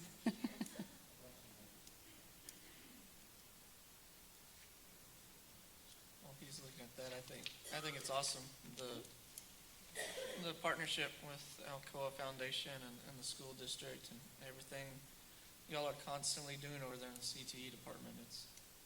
It's amazing how much it's changed in the 20 years it's been since I graduated. That's cool. This is phenomenal stuff. I mean, when we were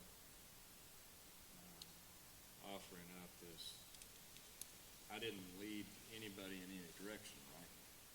But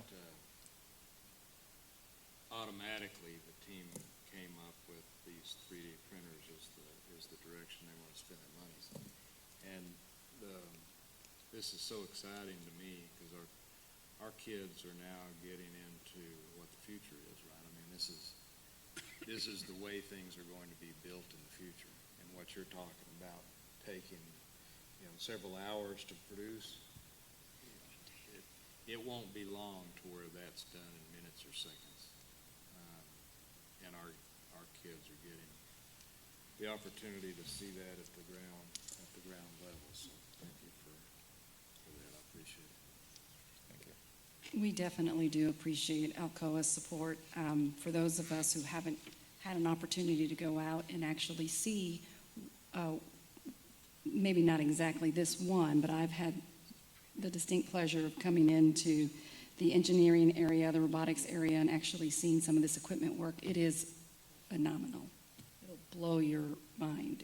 It's exciting when we can have a partnership such as Alcoa here in Del Rio to help our kids succeed. it's very much appreciated, Mr. Smith, if you can go back and share that with your team.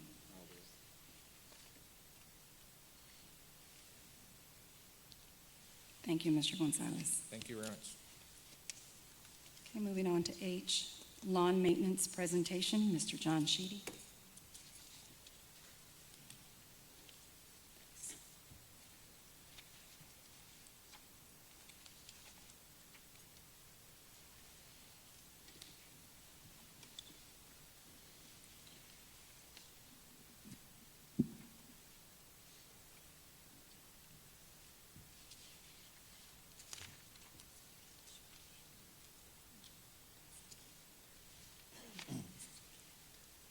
Good evening, Madam President Martinez-Lozano, board members, and Dr. Rios. At our October 17th board member, some questions arose in regards to the ongoing costs associated with irrigation and landscape projects, and in addition to, of course, some concerns regarding the appearance of our campuses, very unsightly and unkempt due to the lack of maintenance. So we wanted to briefly address some of that information with you tonight. The first slide that we have here will talk about the irrigation, and these projects that you're looking at here, we've identified 1, 2, 3, 4, 5, 6 projects, and where we've installed new irrigation, and we have estimated the cost of that irrigation based on the estimated gallons, and then we've totaled those costs. And so basically what we did was we looked at how many gallons would each cycle in each irrigation system would produce, and then we magnified that times our estimated cycles, which is 78 cycles per year.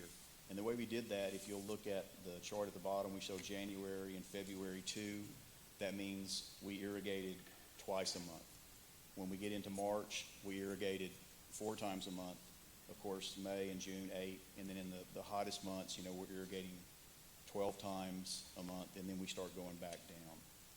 So it looks like our cost here, as you can see our cost, the total cost for all those projects is $21,142 that we've estimated.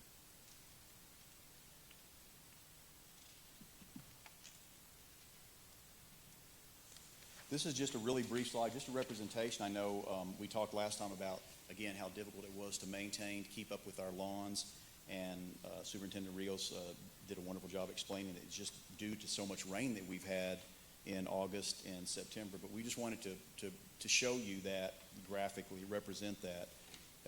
And these are our average inches that we get per month based on what we had in 2016. So as you can see right there, August, normally we get 2.17 inches. We had over 10 inches. And the same thing in September, not quite as bad, but we had an excess of 6 inches. So those 2 months really were a challenge for us to ever catch up with our lawn maintenance, and that's what had that huge impact on us. The next slide you see is our grounds maintenance estimated monthly hours. And really all this is we've looked at, I think there's 19 locations here, and these are the hours we've allocated to get the work done per month. So if you look at Annex 1, 2, and 3, we're allocating 2 hours. And if you look at warehouse and transportation, more extensive, we've allocated 12 hours. So that is kind of in a month, in an average month, obviously without a lot of rain, just kind of our average month growing season. These are the hours we've allocated ground crews to work at those locations. This next slide is just the top 10 total hours by location, and really it's just showing you that even though we talked about normally we would have, like, for example, 12 hours, I think at North Heights, we actually had 12 hours per month at North Heights, and for these 2 months we did 35 hours. So again, this is just showing you the top 10 areas where our time was spent for those 2 months, just as some information. This next slide is really, Dr. Rios has tasked us with reviewing all of our grounds maintenance, our operation, the task that we use with the intent of possibly coming up with something and providing a greater value and greater effectiveness for the district, possibly reducing costs and maybe even enhancing some other needed areas. So really all this is we're showing the cost. If you look over on the left, the $207,000, the 35, and the 175, those are three categories of employees assigned to ground maintenance. And then the next three, as you move across, are associated with equipment costs. And then you'll see the total there for $496,000. And there's just a little a chart down at the bottom that shows the depreciation and the annual maintenance, repair, and the fuel. So again, this is just, we've just started kind of looking at it, but this shows you that we're spending almost $500,000. And this isn't all of our grounds maintenance, but this is our district grounds crew. We still have some that are based at campus. Currently, we're not looking at those. We're just focusing on these 11 positions. In the meantime, we talked about trying to improve the appearance of the campuses, trying not to let them get overrun. We've actually put together some worksheets. These are campus worksheets, and we broke them out into quadrants and sectors. And basically, this is just one example. Ruben Chavita, you can see that there's a chart, and you can see the letterings B3, B2, B1. And then you're just seeing 2 months. You're seeing April. We'll have 2 visits in April. We'll have 2 visits in, excuse me, in May. And then these will be basically checked off by a grounds crew foreman, and our operations administrators will then verify those for completion as well. And then here's just a minimal, some of the other ones that we put together. You can see they've been broken up into quadrants. They'll have the same checklist, and they'll have the same format that we're going to use to assign them. And so, again, at the end, what we're looking at is just trying to look at any way we can reduce our cost and possibly improve our effectiveness for the grounds crews. Possibly just looking at maybe contracting some of that. The positions we talked about would give us, if we utilize those then for, say, custodial, would give us a 12% increase in custodial for greater effectiveness there. We're always kind of struggling with custodial. So really, at this point, as I say, we're just kind of really trying to review this operation and come up with the best value for the district that we possibly can. Any questions? Mr. Smith? Yeah, I got a couple of questions.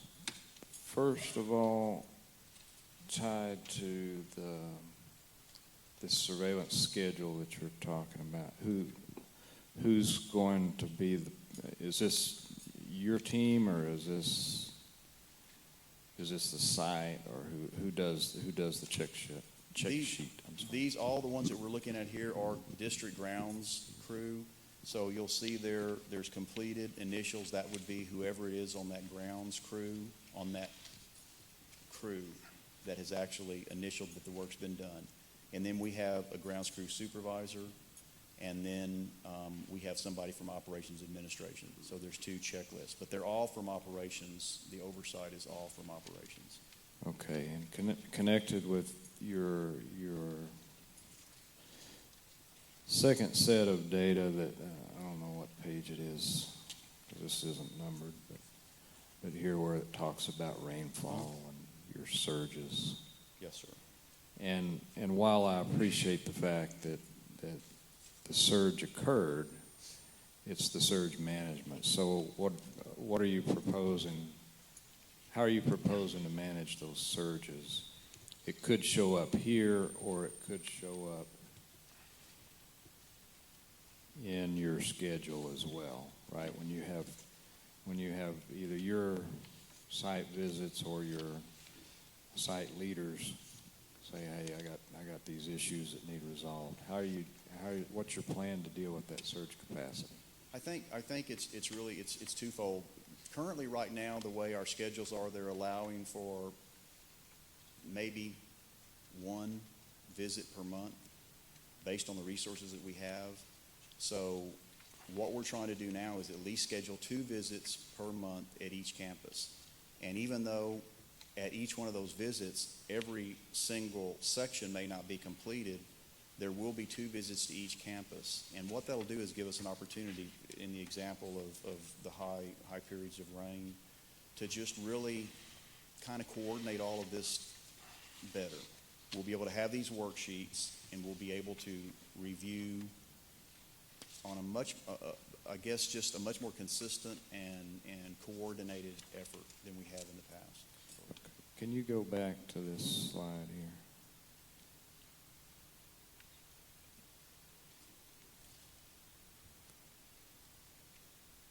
Yes, sir. If you cumed that slide up, what does that mean in man hours as a cumulative number?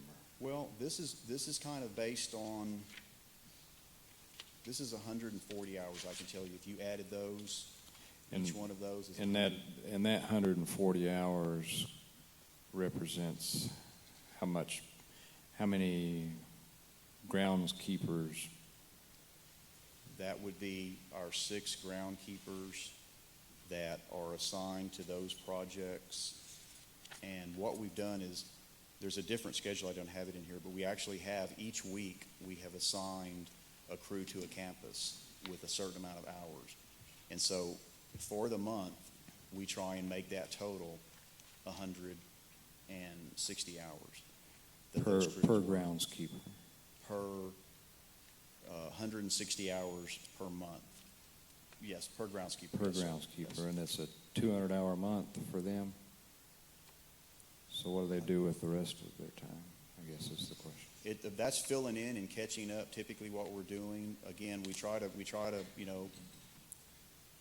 be as conservative as possible, but there's extra work, and they have equipment breakdowns, so numerous factors affect them, so that little cushion that we have plenty to keep them busy. I can say that. So I guess at the end of the day, the surge capacity can be contract, and you're proposing some type of contract arrangement that comes in that surge need?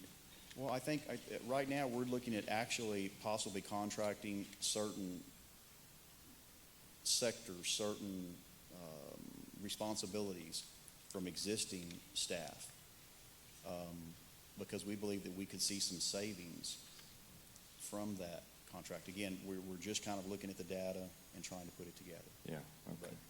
But it looks like at this point, sir, that we would actually be trying to shuffle some of those positions possibly into other areas and contract it. Yeah, just my assessment normally is that if it's something reoccurring, it's probably cheaper to do internally. But to manage your surges, whether it be because of absorbent rainfall or a bus tumbled over and made a mess, whatever the case is, then those surges being managed contract. But that's without doing a lot of math. So. No, and absolutely that would be something, I guess, as we progress down this road, at least possibly, something for the surge. Well, I appreciate you putting this data together. It helps me. It tells me that you're headed in the right direction. It gives me confidence that you're putting at least attention to the need. And knowing you, I know you'll go take this to the next step and put it to bed over the next few months. So thank you for that. Thank you. We hope we can.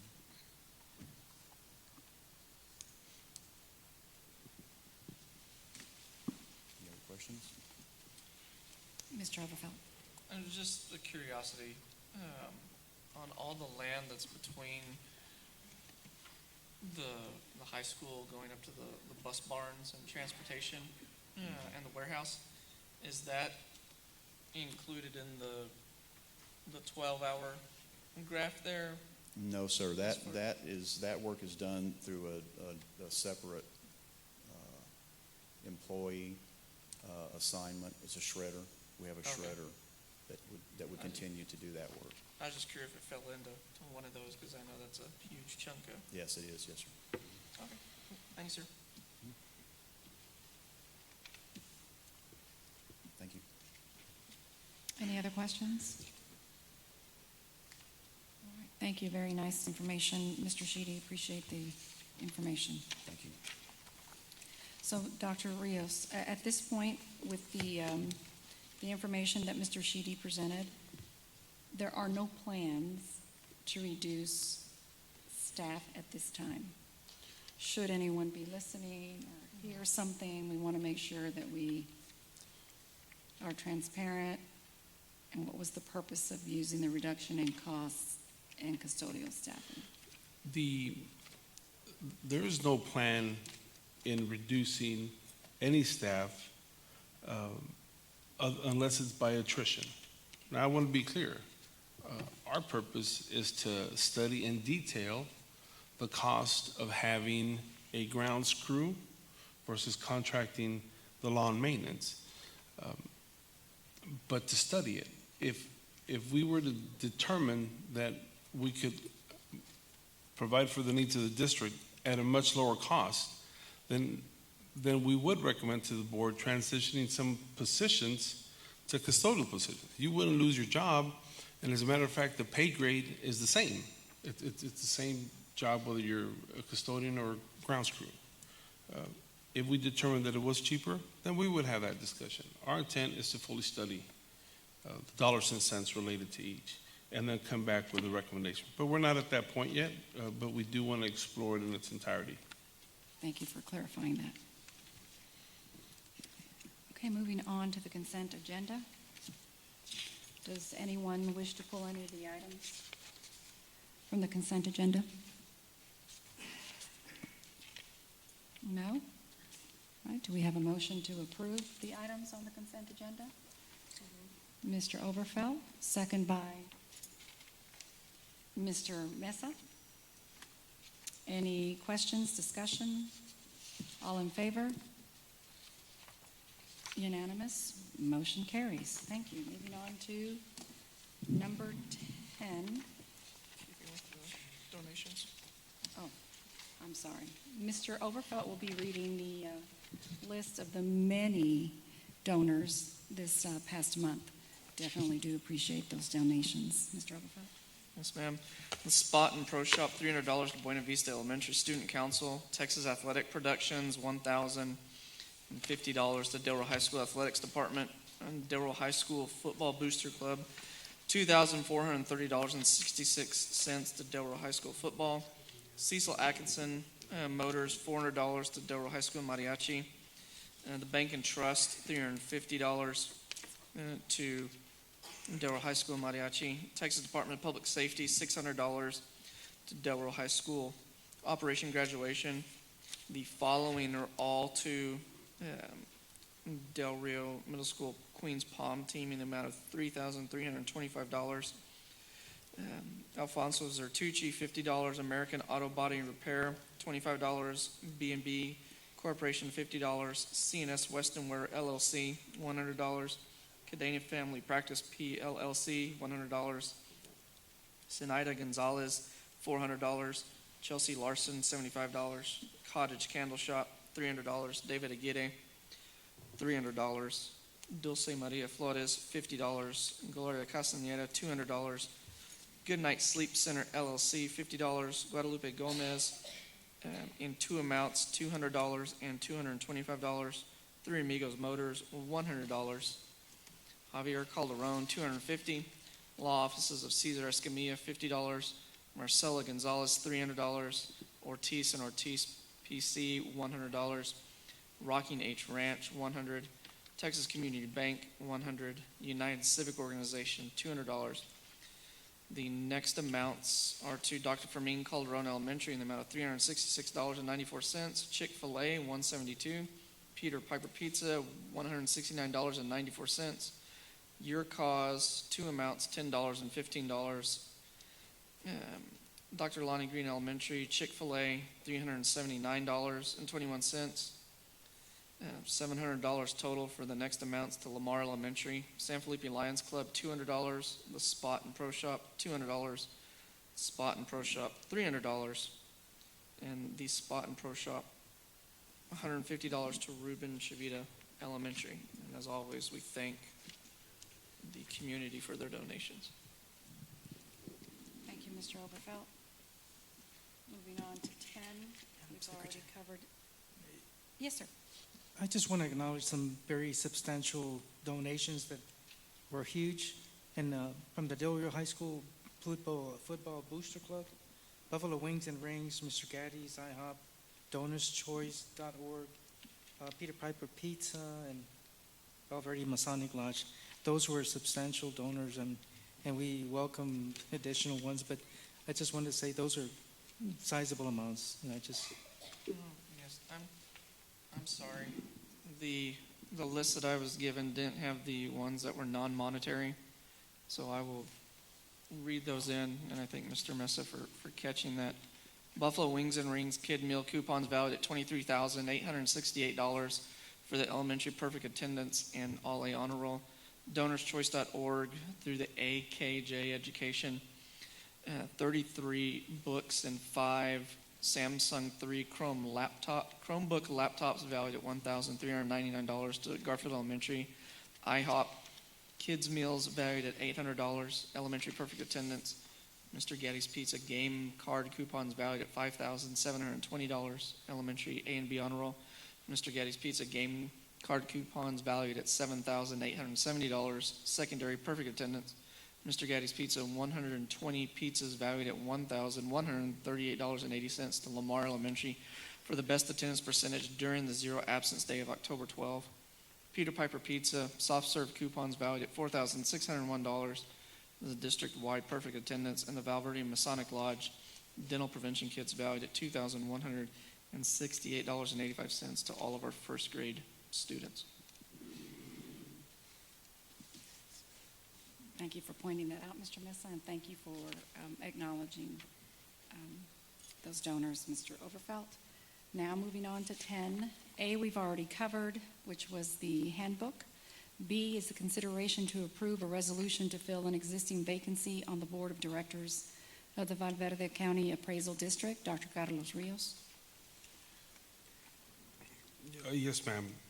We were notified some days ago, about a month ago, that one of the representatives for the school district wished to step down from the board in January, and I informed the board via an update that if there was a nominee to send it forward. We did not get a nominee, so administration reached out to a couple of individuals, and one of the individuals agreed. I apologize that I didn't get the name out to everybody other than in the board agenda and the resolution. So we are prepared to make a recommendation to have a representative that's volunteered, unless there's other wishes from the board. Mr. Overfelt? On the vacancy there, and I remember when you sent out that we were going to have the vacancy, and I probably misread about submitting names and all that. And I'm guessing that you have a name that you're wanting to give us tonight for that. Was that name sent out in any communication prior to this meeting? The specific... Aside from... No, sir. The name was only provided Wednesday when we sent the board agenda to each individual. That is, I mentioned it to a couple board members without calling any names. I mentioned it to the board members of the person who I had secured, because I didn't hear from any board member of a nominee. So no, sir, it wasn't in a board update, the specific name. I could have mentioned it on Friday in the board update, but because we had mentioned in the agenda, I didn't think to do it. Respectfully, the agenda is a very large piece of material that comes to us there, and looking through everything.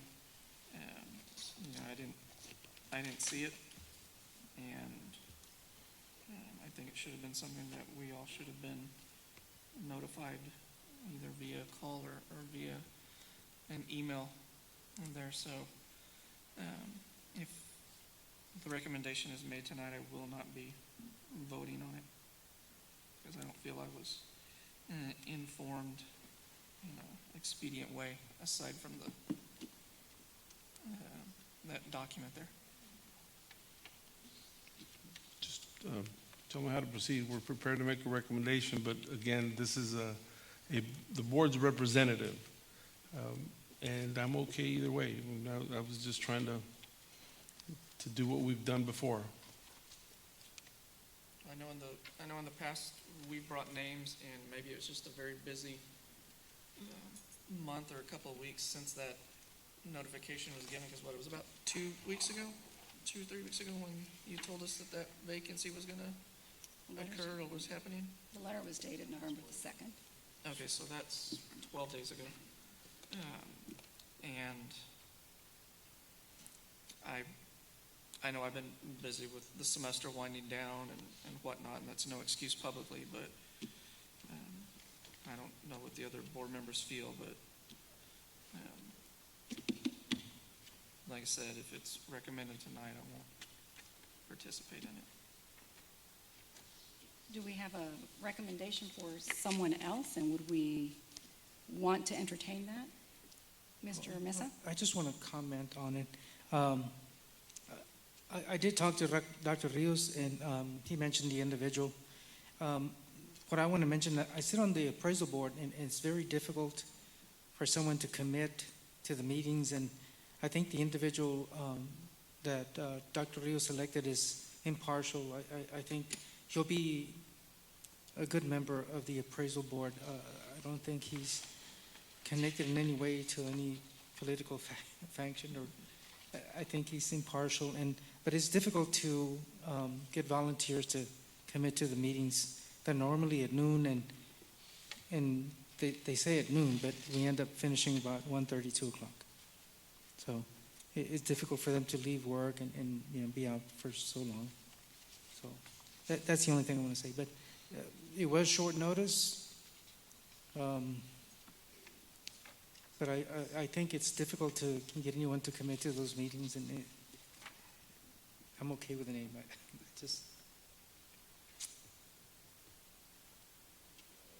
Any other comments? We can move forward with the right. Go ahead. I asked the same question earlier, but I know the individual, and I think he'd be good. And I didn't have anybody to nominate anyway, so. We can move forward with a recommendation. We can take a vote. We can, what is the damage done, Mr. Mesa, to table it until the following month?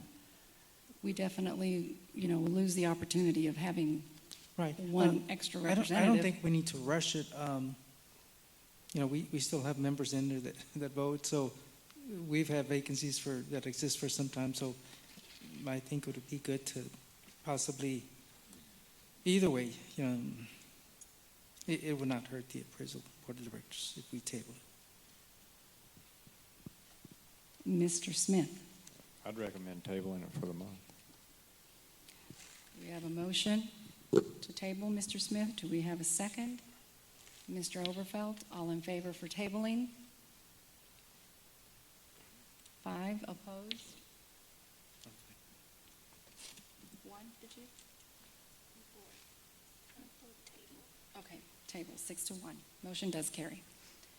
Thank you. So we will table that item and ask Dr. Rios to obviously reach out to every one of us and see how we move forward in identifying someone who can fill that vacancy. And thanks again to Mr. Perry for representing us for the time that he did. Thank you. C is consideration to approve the adoption of the superintendent's evaluation instrument and evaluation process for 2016-2017. That would be me covering that. I do just want to mention that the board did meet on November the 9th, and we started on creating a very in-depth evaluation tool for the superintendent.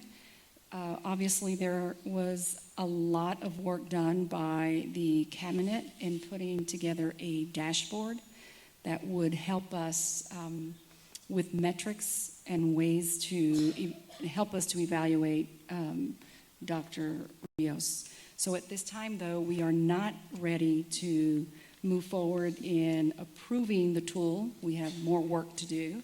Administration has more work to do, fine-tuning some of the dashboard information. So definitely want to make sure that we get our feedback back to Dr. Rios as it relates to items that we want to have removed or clarified, which we discussed at our meeting on the 9th. So at this time, I make a motion that we table this item until the next agenda. We have a second by Mr. Overfelt. All those in favor? It's unanimous. Motion carries. Thank you. And thanks again to everybody who worked so hard on putting that dashboard together. Yeah, just to focus on that for a second. I mean, the tool, the work that's been put into it's phenomenal. The tabling is not meant to be a negative intent. It's just to give everybody a little bit more time to digest it and make the adjustments necessary. Yes, sir. Thanks for pointing that out. Okay, moving on to 10D, which is consideration to approve the first reading of local policy updates, BJB local, CHE local, and FJ local. Ms. Sandra Hernandez. Good evening, Madam President, Dr. Rios, and members of the board. This evening, I'm bringing forward 3 policies. Typically, when we bring policies, they are TASB updates, but in this case, there are localized updates. During the board policy meeting held on November the 2nd, committee members had an opportunity to review existing policies that were adopted several years ago for the purpose of determining whether these policies reflect the current practice of the district. In reviewing BJB local, the district's current practice is most often reflected in BJB legal. BJB local is the superintendent recruitment and appointment policy. Therefore, the recommendation is for deletion of this policy. CHE local is purchasing and acquisition vendor relations. Minor revisions to CHE local includes the addition of language describing procedures for vendors with respect to contacting board members, and minor revisions to FJ local, which is gifts and solicitations, includes a recommended change in addition of language granting students the opportunity to voluntarily represent their school in participating in charitable institution and community drives. Are there any questions? Recommendation, please. Yes, ma'am. It is the recommendation of the administration that the Board of Trustees approve the first reading of BJB local, CHE local, and FJ local, and implement the recommended revisions to the language in these policies as recommended by the San Felipe Del Rio CISD Board Policy Review Committee, as presented. We've heard the recommendation. Do we have a motion to accept? Mr. Overfelt, second by Mr. Chavita. Any discussion? All in favor? Unanimous. Motion carries. Thank you, Ms. Hernandez. Thank you, ma'am. There are no items under curriculum and instruction. Moving to facilities and operations, we have A, consideration to award the request for competitive proposals, number 16-14, renovation of old administration building into the early college high school, and modification of the 2016-2017 general fund balance commitments. Mr. Israel Carrera. Madam President, Dr. Rios, members of the board. On April 25th, 2016, RFCP number 16-14 was opened as a proposal for general construction and renovation of existing administration building then located at 205 Memorial Drive into Early College High School. Only one company submitted a proposal, J.P. Sanchez Construction Company Incorporated of Del Rio, Texas, for a base proposal of $1,650,000. The Early College High School project budget also includes the architect fees, technology infrastructure, and computers, and fees associated with construction, and you can see that listed in the table below. The 2016-17 commitment list was approved at the August 31st special call board meeting. This request is to modify the general fund commitments for the convert of SFDR CISD administration building to early high school college prep with an increase of $310,000 by reducing the general fund commitment project for repurpose of Old North Heights as CT Center. Any questions? Mr. Messer? Correct me if I'm wrong. Didn't we ask that it be re-advertised? Madam President, may I? Yes, sir. No, sir. That was not what was requested. What was requested was some information as to how administration was dealing with liquidated damages for the projects that we were handling at the time. I submitted that to you with the following board update. At the previous board meeting, when we had the discussion, I mentioned that there was a few things to consider. One was that the price that was given to us for the construction of the building reflected last year's prices. As such, the contractor is held to those prices, and to rebid it would certainly pose a great chance that the bid would come in higher. I'm not guaranteeing that it is, but with inflation, that usually happens. The second part that I mentioned was that to rebid it would further delay a project that we're working very hard to complete by August. And when we discussed this, I was asked for information, which I then provided to the board, but I was not asked to start from scratch on the project. Now, that was the discussion last month. If y'all have other directions for me, by all means, but it is my strong recommendation that we move forward with the completion of the project so that it could be ready by August.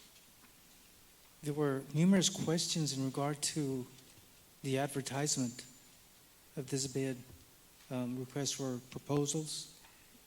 We had called Mrs. Paula Johnson and thinking that it was done from within here, and it wasn't done, the advertisement. Correct?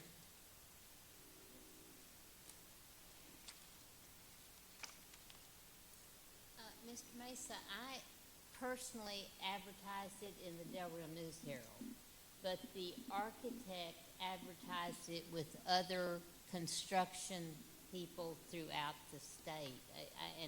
I don't know if you have a list of who he sent them to or not. I don't. But I know that we didn't just advertise it in the Del Rio News Herald.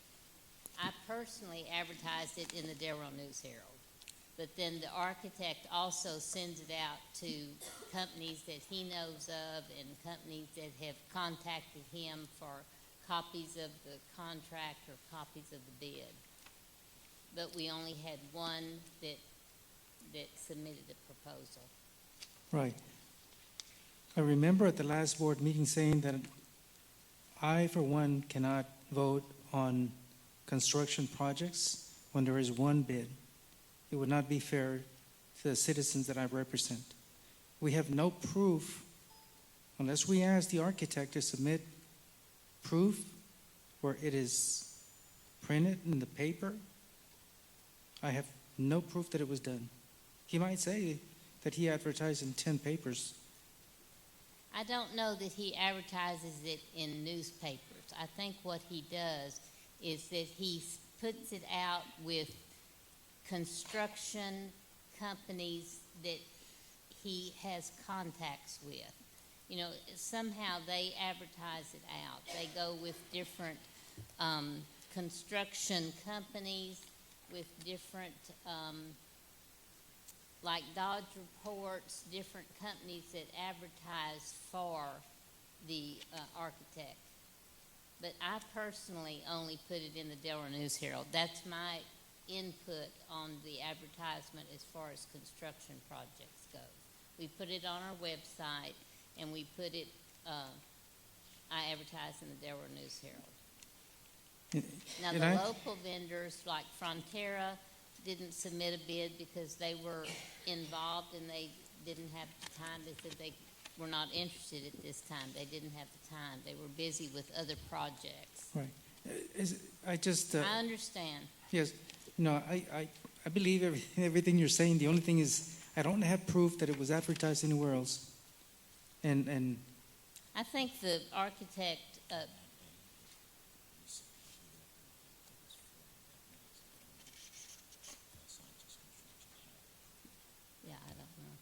The architect could certainly provide whom he submitted bids to. I'm sure he could. I think, I would like to request that, because again, I'm not gonna vote when there's only one bid submitted. I have nothing to compare it to. But that's comment, okay? Thank you. Mr. Chavita. Well, I see it this way. There's a system, I don't know exactly how it works, but I know because of my son-in-law happened to be in the construction company, construction business rather.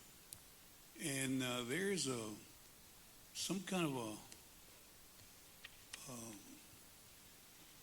deal that everybody, regardless, all over the state, all over the nation, this particular process advertised all the projects that are on.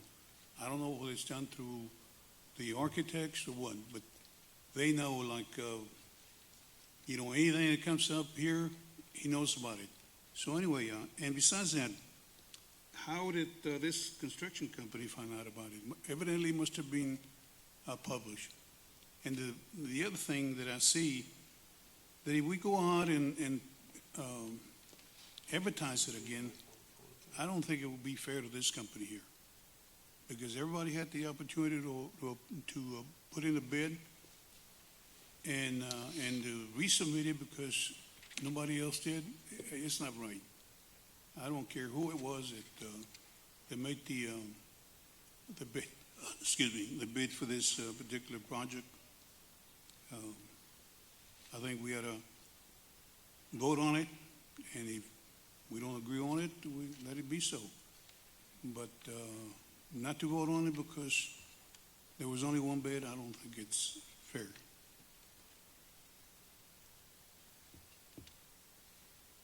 I do just want to make a comment. Mr. Mesa, I definitely do recall the conversation at the last meeting where you made a statement about, and I think we pretty much all agreed, that it's kind of hard to vote on something when we only have one bid. But the minutes that we just approved state that there was a discussion regarding being good stewards of district funds and the difficulty of approving bids when there's only one or two bids for these projects. Other construction company projects within the city, construction companies' limited bond capacities, bid timelines, construction costs, capital improvement projects, construction timelines, and direct effect to students if late, recourse to construction company if not completed by deadline, and clarification of demolition to date. It doesn't mention anything other than the fact that Mr. Oberfeld made a motion to table the item until after closed session. But again, we didn't vote on not moving forward with it at this point.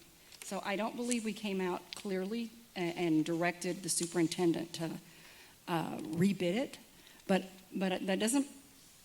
that shouldn't prevent us from doing that if that's really what we want to do right now. But I do have a question, Dr. Rios. Yes, ma'am. And that's on page 23 if you're looking for it. If we voted to send it out for bid again, how long would that take, and what is the delay to starting on time for the next school year?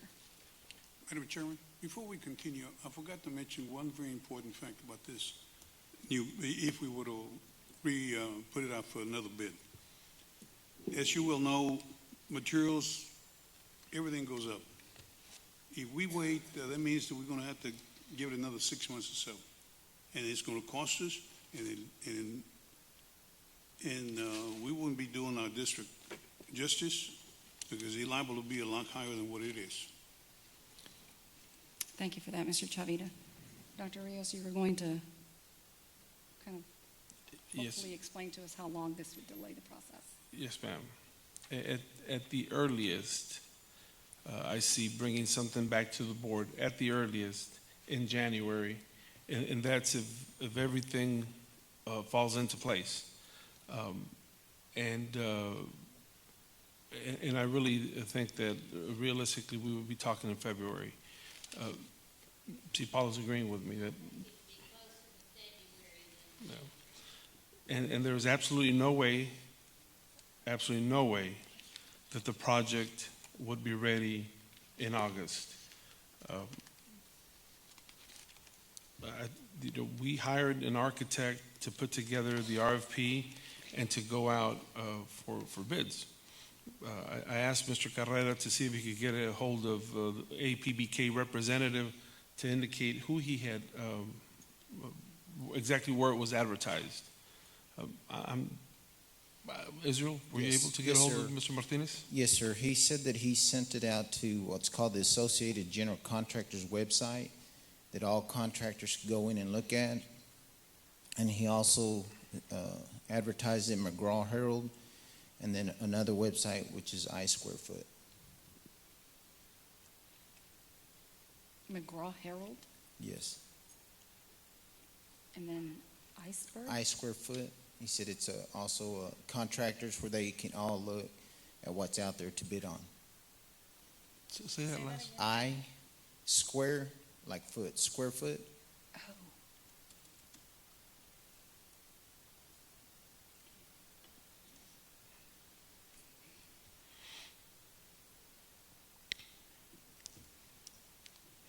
All right, so if we were to vote on, well, if we were to vote on this tonight, what is the anticipated start date? And would there be a guarantee that we would have the school, that it would be ready to be used in August anyway? In visiting with the contractor and reviewing the scope of the project, the indication I've gotten is that this is not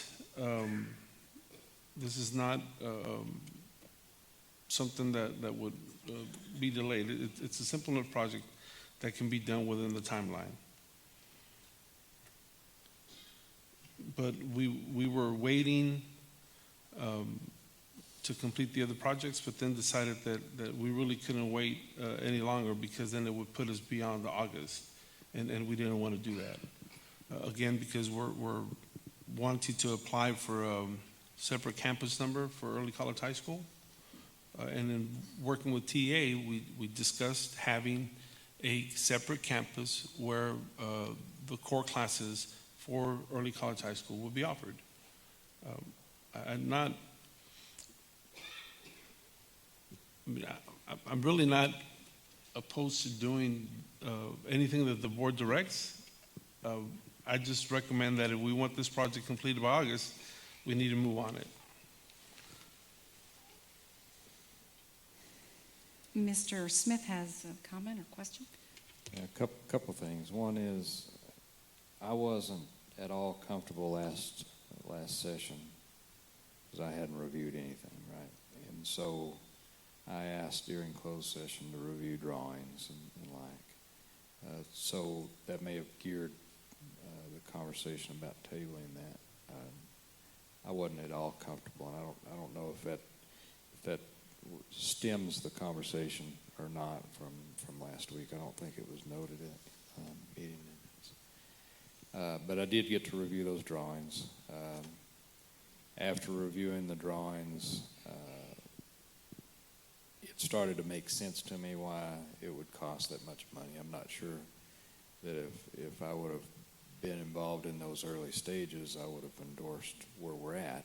But we are at where we're at, right? And so what we're looking at is basically a full demolition, leaving only metal structure, no outside sheathing, nothing, and then reconstructing from there. And that's where the big cost came from. That's where my questions were at. Is why would gutting a building, rebuilding walls and separations cost that much money? I got my questions answered in closed session. How much money do we have invested to date with architecture work? I'm sure that Yanakani Israel can tell us, but it's the larger part in terms of the architectural fees. They've already done most of their work. And what percentage have we paid them?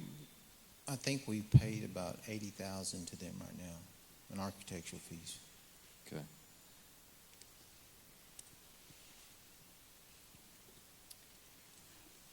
we can move forward with the recommendation and see how it goes, unless someone wants to put a motion out there. Madam President, just one more thing. It's just Yes, sir. this he said doesn't go with me. There's no proof that it was done.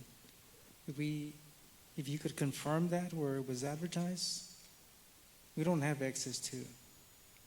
We're trying to, I know Stoverfeld is trying to find that, and we don't have access to what was advertised there or not. Perhaps you could ask for access from this architect. But this, he said, and the other part of my question is, from this particular construction company, there's no guarantee. You know, the history has been delays. If it's February, that's fine with me, because, you know, there's no guarantee it's going to be in August. We know the history. What's the ramification if it's not August? The biggest ramification is that we worked with TA to have a separate campus number for that cohort. The concern right now is that if early college high school students graduate as the class of Del Rio High School, these students, because they won a lottery, are taking a majority of dual credit courses. The valedictorian, the salutatorian, and the top, a large portion of the top 20 students, if not all of them, are coming from early college high school because they have access to approximately 60 weighted dual credit hours. And that wasn't the goal. The goal was to have a separate building, have a separate cohort, and move forward. That's the biggest ramification. As far as the building and when it's constructed and how we move classes in there, we can always do it. That's not an issue. Students will have classes and they will take classes whatever building would designate. The biggest ramification is having a separate campus ID number. Okay, and you probably answered the question, but what's the value of the separate ID number for this campus? That students have their own graduating class. So right now, anybody who's in early college high school has the benefit of additional weighted classes. So competitively, their grade point average is going to be a whole lot higher than students who are going through the regular high school process, because if you're in the regular high school, you might take 15 hours of dual credit courses. But if you're in early college high school, you started taking dual credit courses your freshman year. So you have the upper hand in having the highest rank. And that's not. So it's got potentially heavy ramifications. Yes, sir. For a certain select group of students. Yes, sir. Yeah, that's a lot of weight. Now, how do we assure that we keep, if we all agreed, let's go and spend the money today and get them, are they shovel ready? Are they ready to start Monday, whatever? And meet that August. I mean, what I'm hearing down the table here is concerns about meeting the timing. How do we assure that we stay on time? It does seem like a very simple project for the amount of time that's allowed. Sure.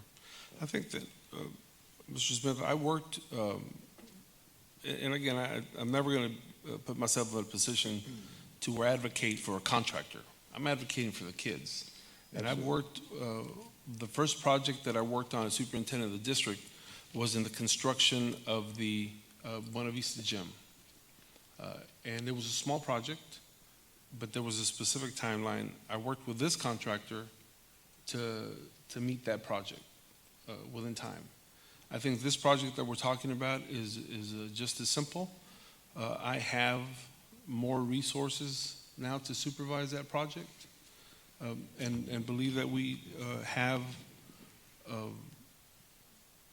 that it's very likely that we would finish the project on time. Highly likely. I'm not going to guarantee anything, but I would definitely think that it's a lot easier to finish that project on time than even the Buena Vista Gym, or certainly the two other larger projects that I worked on.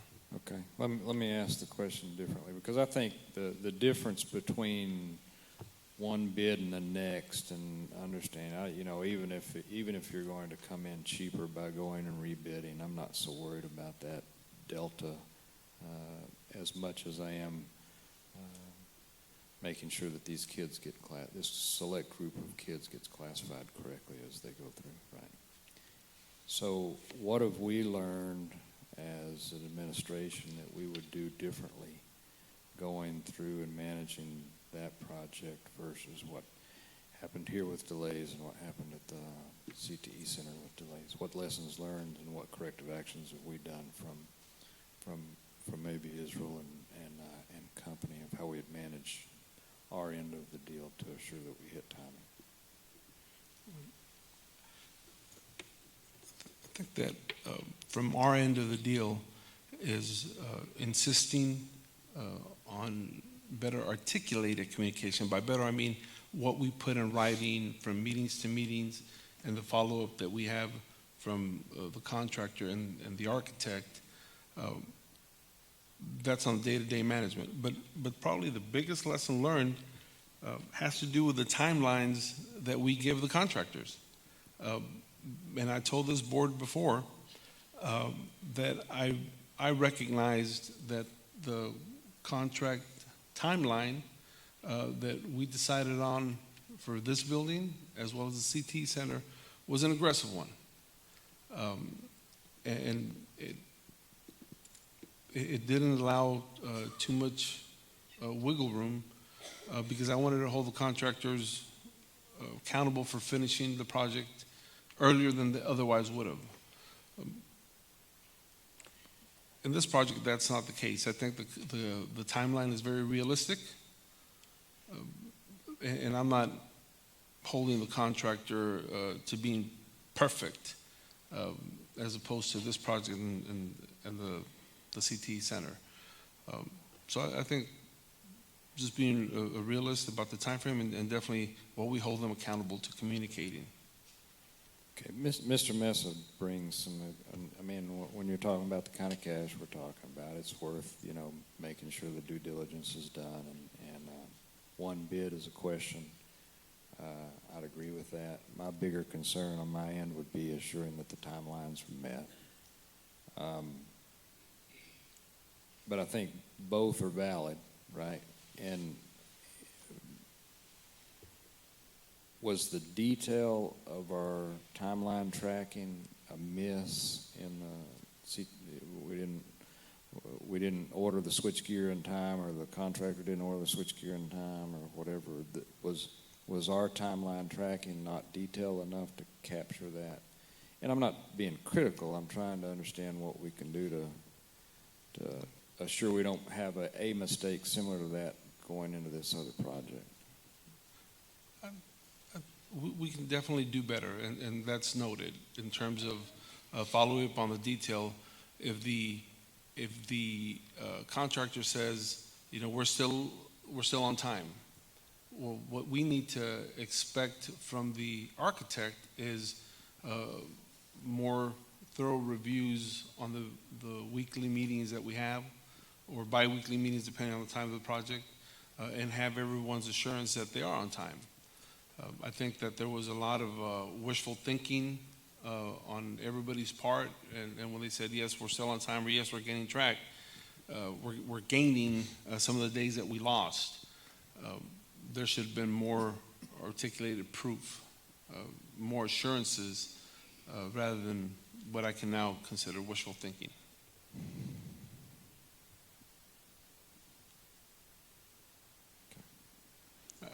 And again, I really am okay with doing anything the board wants to do up to rebidding for the sake of the construction. But for the sake of the students that are right now part of the class of 2019, it would be a huge disservice to them if they have to graduate with early college high school students. I can almost guarantee you that students in the class of 2019 will not have a fair shake at that top 10%, certainly not the top 20 students, including valedictorian and salutatorian. Okay, I'm with you 150% tied to that. So how do we assure that we meet that timing? If we say yes, we as a board, let's kick construction off. Are they shovel ready? And can we get the contractor on the phone maybe during off session and bring this to the table after that, just so that we're all at least square on the contractors engaged with the timing, just like you say that he is and Israel say. That's my only concern. The difference between one bid and the next at this point in the game, I think, is going to be a nominal piece. But I'm more concerned about the timing. And it does seem like, there's more than enough time to do it. But I don't know what his workload is. Does he have 2 months before he can start? Then I may get worried about or can he start Monday? Is he ready to start pulling stuff out today? Sure, we can, if the wishes of the board to table it till after closed session, we can do our best to find the contractor. And if he says, no, I'm not ready, then me raise my right hand up would be hard to do considering Mr. Mess's concerns. Sure, I understand that. I've had these conversations with the contractor about the completion of the 2 major projects that they're involved in right now, which they expect to be done with those projects between this week and next week, and being dedicated to this project. But if y'all want to hear directly from the contractor, I don't have a problem getting him on the phone, so as long as I can find him.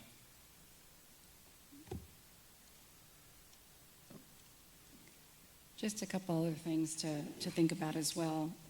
If we do send it out for bid again, there are no guarantees that we'll get anybody to bid, maybe even the one that's bid now. Then we'd really be in hot water. And the second thing, just tying back to what Dr. Rios said about the class of 2019, that top 20 and that top 10% is so important in the future college career of our students. I can't stress to you how stressful that is to the graduating senior. So in all fairness to the students and the ranking, if we can get this done, great. I mean, I speak from personal experience.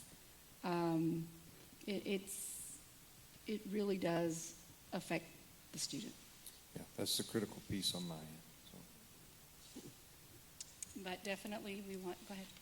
And we have to have a separate building to have a separate designation number? Yes, sir. We've been in contact with TEA. I believe that, I know at least Ms. Ida Gomez was in the phone conversations and the emails. Not only do we have to have a separate building, we have to have the core classes offered in that building. So does Kanipa ISD, they're not bothering with it, or do they have a separate building?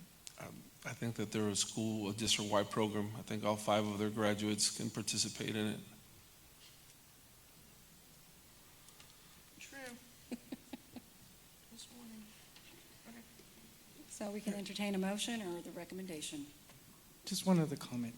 Walking distance from here is the library. That's an example. And it's just not once. I mean, it's historical delays. But again, I cannot vote with one bid. Sorry. Okay, do we have a motion or do we have the recommendation? We have a recommendation to, I believe, Mr. Smith, Yeah, you made a I would motion like to to just table call, it till. yeah, just go call the contractor during break, and if he can, And Mr. Carrera, maybe you can reach out to Mr. Martinez again and have him send proof, because we don't have access to the websites that you said he actually had placed those. Yes, ma'am. What was motion? I'm sorry. The motion Mr. Smith made was to table it until after closed session, Oh, okay. and then we'll hopefully try to get additional information, as I understood. I mean, I'll second that motion. Do we have any further discussion? Are we within the bounds of being nice and legal by doing this, by contracting a potential awardee prior to making this decision? I'm pending it to see if Mr. Carrera can get information for us, details. To answer Mr. Overfield's question, yes, that's why we wrote down in closed session to have contact. Obviously, it's not about this project, but it's in the greater scheme of it.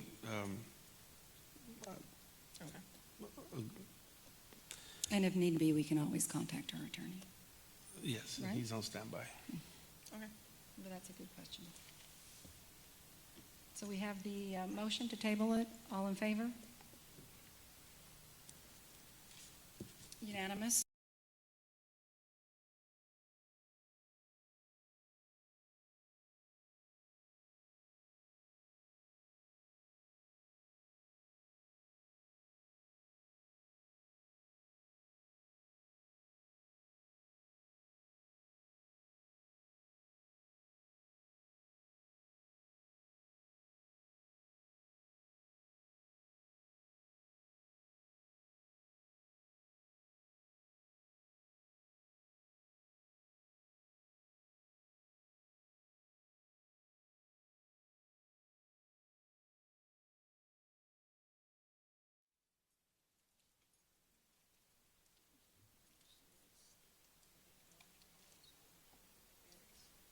Okay, it is 9:02. We'll resume where we left off, which is 12B, consideration to authorize the superintendent of schools to negotiate a contract for the purchase of electricity for all of the district's facilities.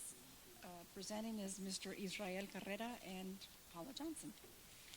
Madam President, Dr. Rios, members of the board.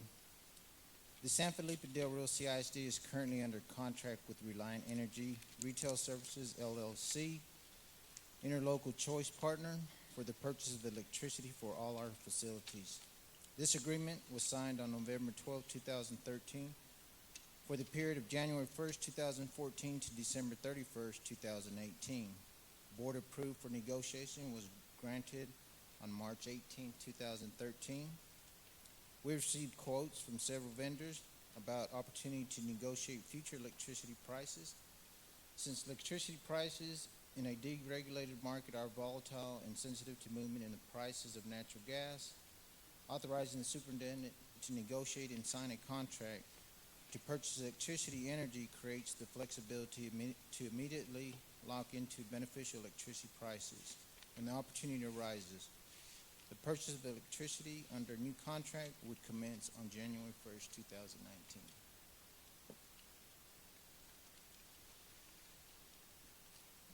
Any questions?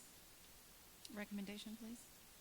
It is a recommendation of the administration that the Board of Trustees approve the superintendent to negotiate and sign a contract with an approved commercial electricity service provider that offers the best value to the district for the purchase of electricity for all the district facilities.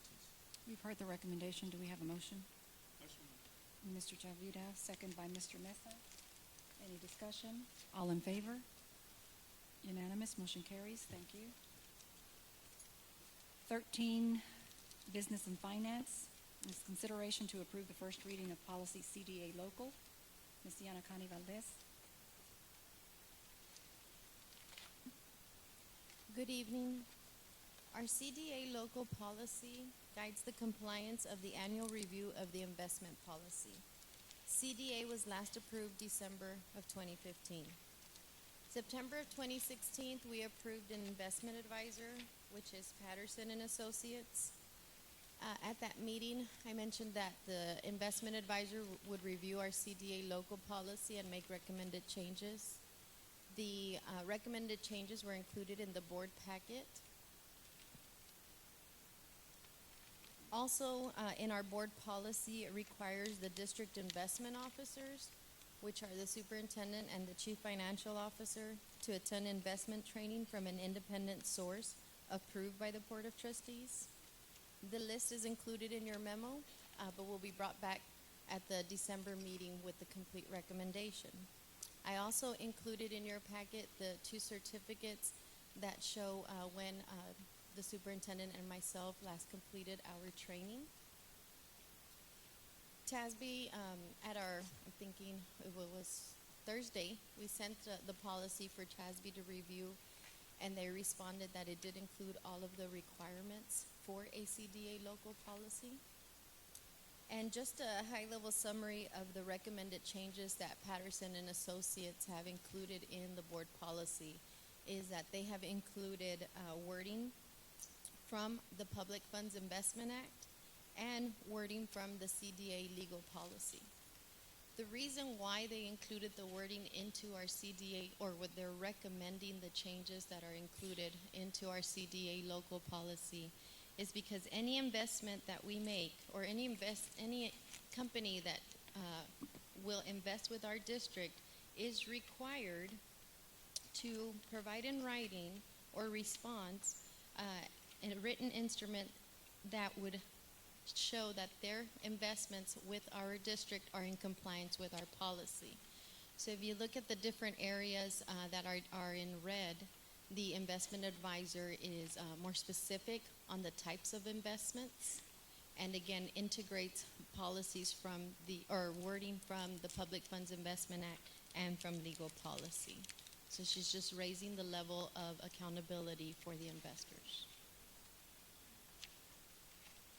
We also included or part of the board policy is that we have district internal controls and standard operating procedures, or written instrument. So we provided that in a CD. It is about 300 pages. So we did provide what our internal controls document does look like. Are there any questions?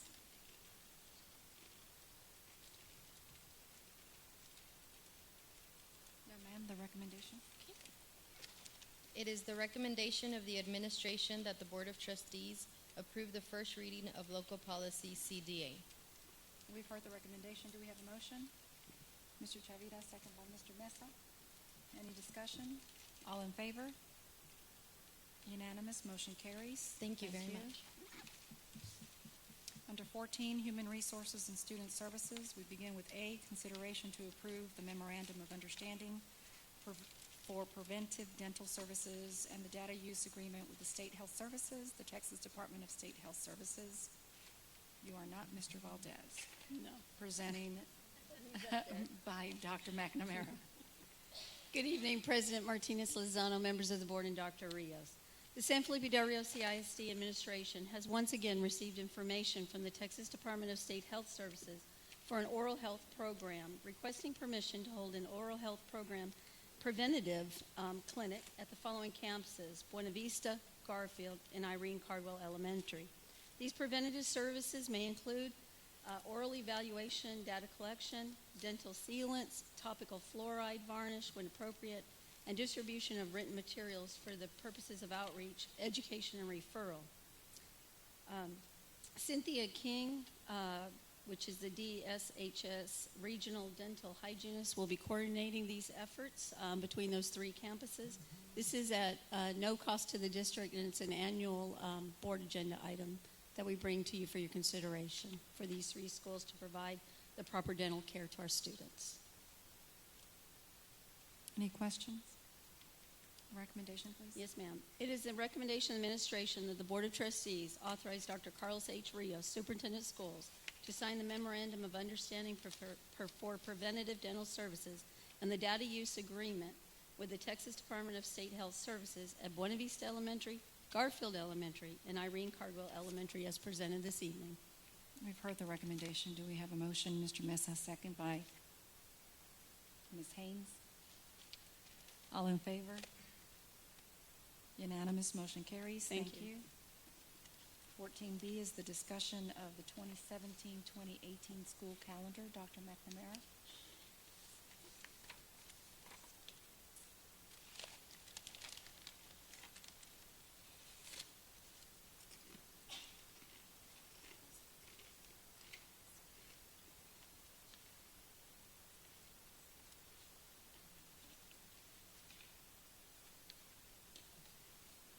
Thank you, Ms. Valdez.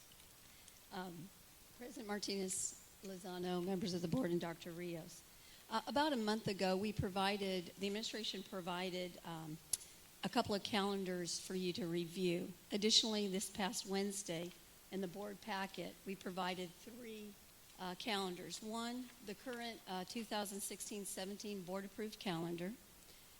We took that calendar and mirrored it. In other words, we used the same holidays and mirrored it to the 2017-2018 calendar and provided that option to you.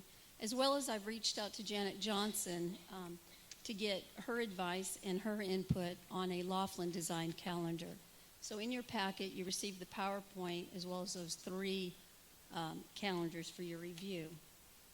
This evening, we wanted to share with you and the public the common components of both of those calendars if we take them side by side. The first day of school is one of the common components. The second common component was September 4th as a staff development day. As we know, that's Labor Day. The children would not go to school, but the teachers would have a staff development day. Veterans Day would like to be observed by both. A work day on January 15th, a staff development on February 19th, and spring break March 12th through the 16th. These all were 6 common components of both calendars. The differences, however, on the left-hand side of this chart, we showed the mirrored option, and on the right side is the Laughlin option. Staff development on October 6th. Laughlin is proposing October 6th, and October 9th. Thanksgiving break, the mirrored option has a traditional week-off break that we've had for many years now, which would be 5 days. And Laughlin is presenting us with a 2-day option, the 23rd and 24th. Winter break, we traditionally have 2 full weeks, and part of that reasoning is because of attendance. If you have split weeks, oftentimes the attendance is off. Laughlin would like for us to consider January 21st through January 3rd. Easter break, we typically have Good Friday and Easter Monday off, which this mirrored one would have that. Laughlin is proposing the 1 day, which is March 30th. Memorial Day is selected as a holiday on our mirrored one. At this time, Laughlin did not mention that. The last day of school or graduation, the mirrored one is June 1st, and Laughlin is presenting this a week earlier. I spoke to Janet Johnson on several occasions and asked her for the reasoning on the last day of school or graduation being in May versus June. And she cited basically going to college and having an extra week. However, by doing that, we would have to decrease some of our traditional holidays that we've had in the district. So we reviewed that as an administrative team. And what I've done on the next slide is I've taken the mirrored option, which at this time is the administration's choice, and listed all of the key components of that calendar, which if we go back to the previous slide would be the key components, as well as the ones on the left-hand side. Can I interject? Now, granted, and I know that Patty's going to go over this. This is our recommendation strictly for attendance purposes. Yes. Because we know how we struggle with attendance when we split the holidays or when we don't offer certain holidays. Now, having said that, there's going to be at least these 2 options that are going to be presented to the faculty for their vote like we've always done. So our only reason for recommending this option is because of attendance and the large number of days. Today, for example, is a day after a holiday. And I guarantee you that this is our worst attendance so far simply because it's the day after a holiday. People take off Friday and they're going to take the Monday off with it as well. But having said that, we don't make the final recommendation until we take the vote of the faculty. And this basically is a prelim to what we're going to be doing in the spring, but by your directive and your suggestion during the budget process last spring, the board asked us to take a look at it in the fall quite a bit earlier. So we started this process sometime in the latter part of September, went through October, and here we are in November with these two. The testing dates still need to be included. We just received them in our cabinet meeting today, so those need to be included. And the C&I department, they assist me in that endeavor and making sure that we have the dates identified. Like Dr. Rios said, our intention is just like we've done last year and in years past. We're going to do a survey of the staff. But we brought this tonight as an agenda item to seek your input. What days you would like. Last year there was a lot of discussion about the days to incorporate. And we want to be sensitive to that. So I'm all ears to come up with a couple more options for you. I think it was Mr. Overfield. I think it was great right now seeing some of y'all's faces when you saw the Laughlin one for Thanksgiving only being 2 days. That provided a little levity for the evening there. That was great. I know maybe looking at Labor Day again, Yes, moving sir. it back there. I know I pushed to have Labor Day as a student off one or whatnot, and it ended up with the teacher work day and got a lot of comments about that. So maybe looking at that down the road when we present that too. And I know we'll have to eliminate something somewhere. I still stand fast by Memorial and Veterans Day, that those need to be straight up holidays and shouldn't be touched, but maybe something needs to give for Labor Day, because I did get a lot of feedback on that one this year since that was a new thing. So something maybe we can think about and y'all can take to the teachers. Thank you for that comment, and I did make note. Anyone else? Just to clarify, there would not be two separate calendars? Laughlin and? No, there'd be one district It'd be the one calendar. that you're recommending. We're just coming up with several options. When we do the survey, there will be at least two, maybe Yes. three, for teachers to review and give us their input on. Right. What day of the week does January the 1st fall on? So we're going to expect the students to come on Monday. January the 1st?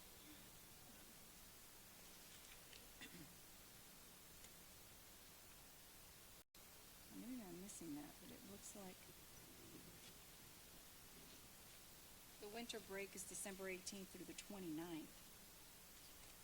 Yes. So we would come back on January the 1st? This particular option does have us coming back on the 1st, so that might be something we want to consider. Just a note, yes. That's good.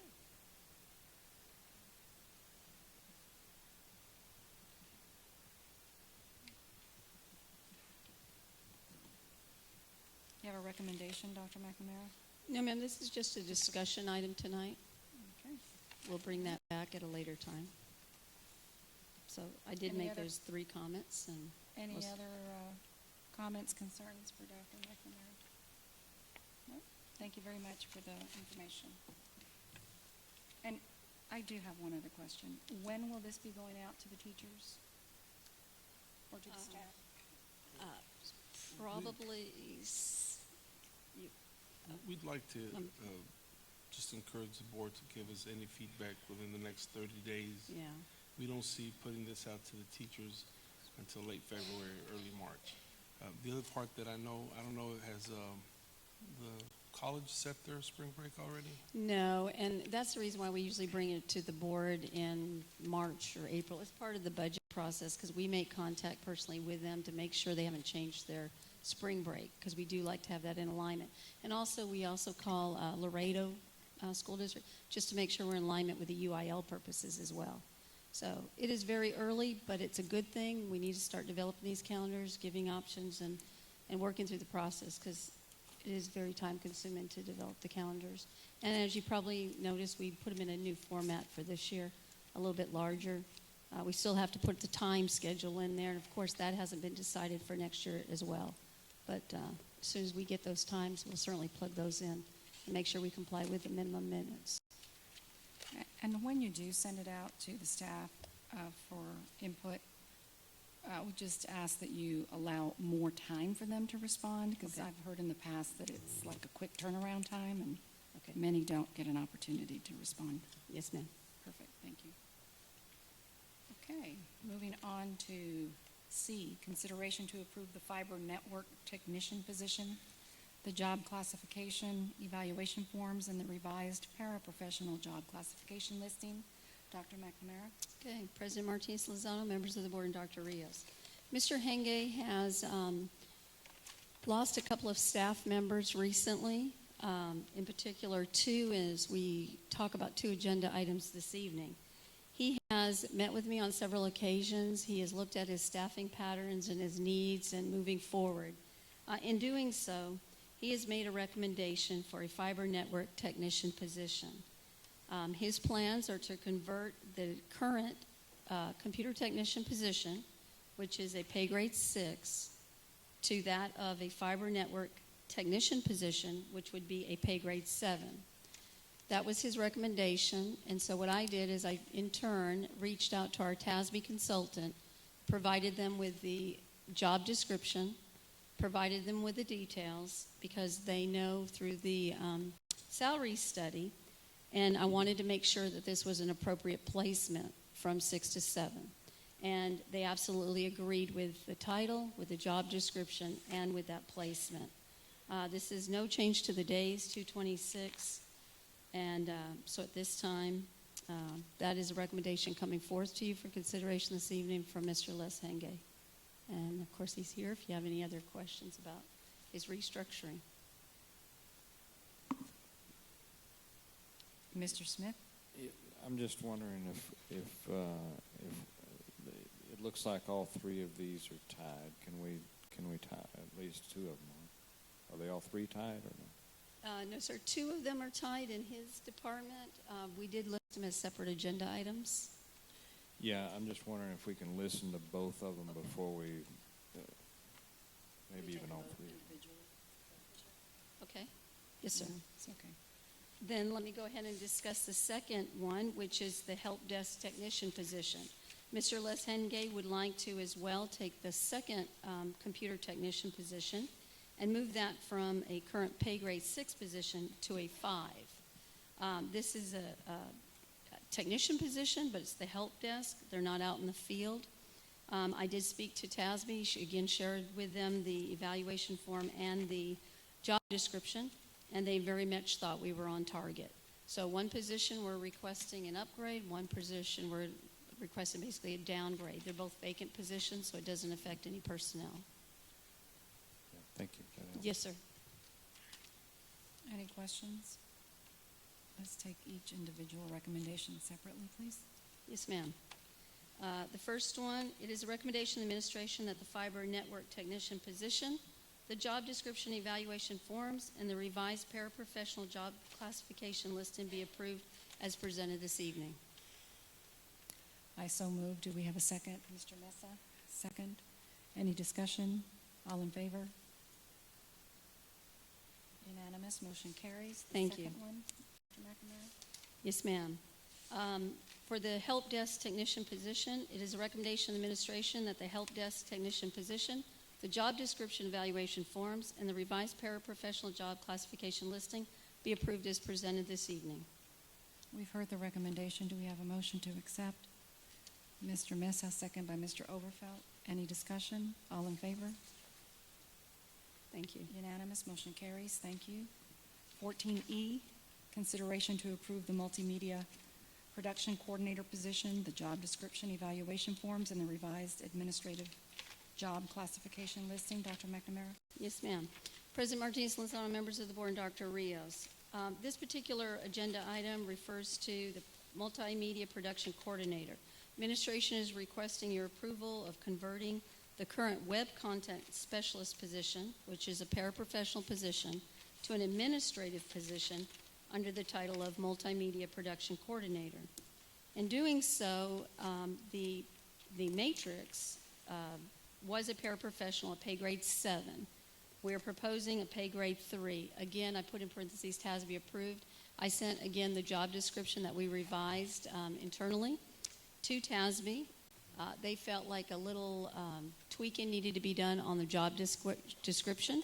They compared that with other districts, provided us with the final draft, and also recommended a 3A entry-level position. There's no change to the days, 226. That is our recommendation this evening. Any questions? No? Recommendation, please. It is the recommendation of the administration that the multimedia production coordinator position, the job description, evaluation forms, and the revised administrative job classification listing be approved as presented. We've heard the recommendation. Do we have a motion? Mr. Oberfeld, second by Mr. Mesa. Any discussion? All in favor? Unanimous, motion carries. Thank you, Dr. McNamara. Okay, we're now ready for closed session. It's November the 14th, 2016 at 9:26. The Board of Trustees will recess this open session and convene in a closed meeting in accordance with the Texas Open Meetings Act, Texas Government Code, Chapter 551, Subchapter D and E. We're able to do that under Sections 551.071 through 551.074, 551.076, 551.082, 551.084. Pursuant to 551.074, discussion of personnel or to hear complaints against personnel, and 551.071, private consultation with the board's attorney. For discussion of personnel report to include new hires, district vacancies, retirements, resignations, reassignments. Number 2, discussion of salary adjustments to include, but not limited to, the following justifications: for service credit, master's degree, stipends, salary matrix adjustment. Number 3, discussion of supplemental duty stipend increase for head football coach. Then B, pursuant to 551.071, private consultation with the board's attorney. 1, to receive advice from legal counsel regarding remedies for construction delays and late project completion on the Student Performance Center and Administration Building, the Blended Academy, and the CTE Center. Number 2, discussion of agreed corrective action and migrant identification and recruitment plans.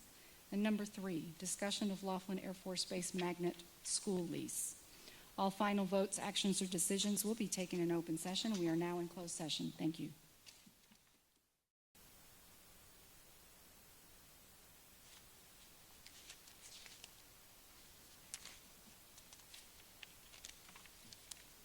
It is November the 14th, 2016 at 11:05. The Board of Trustees will now reconvene in accordance with the Texas Open Meetings Act, Texas Government Code, Chapter 551, Subchapter D and E.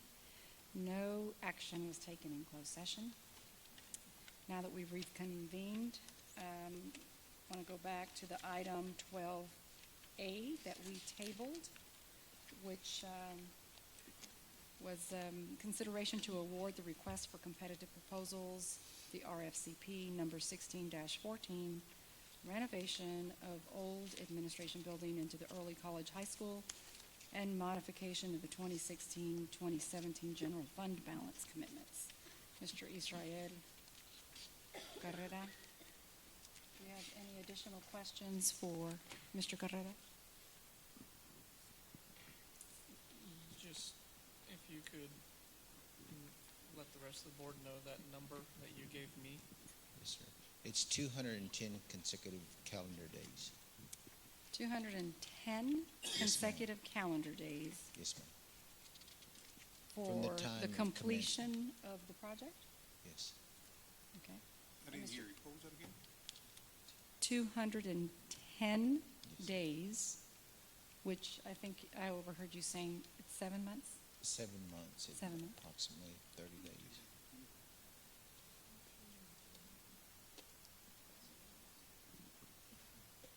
This is exactly so.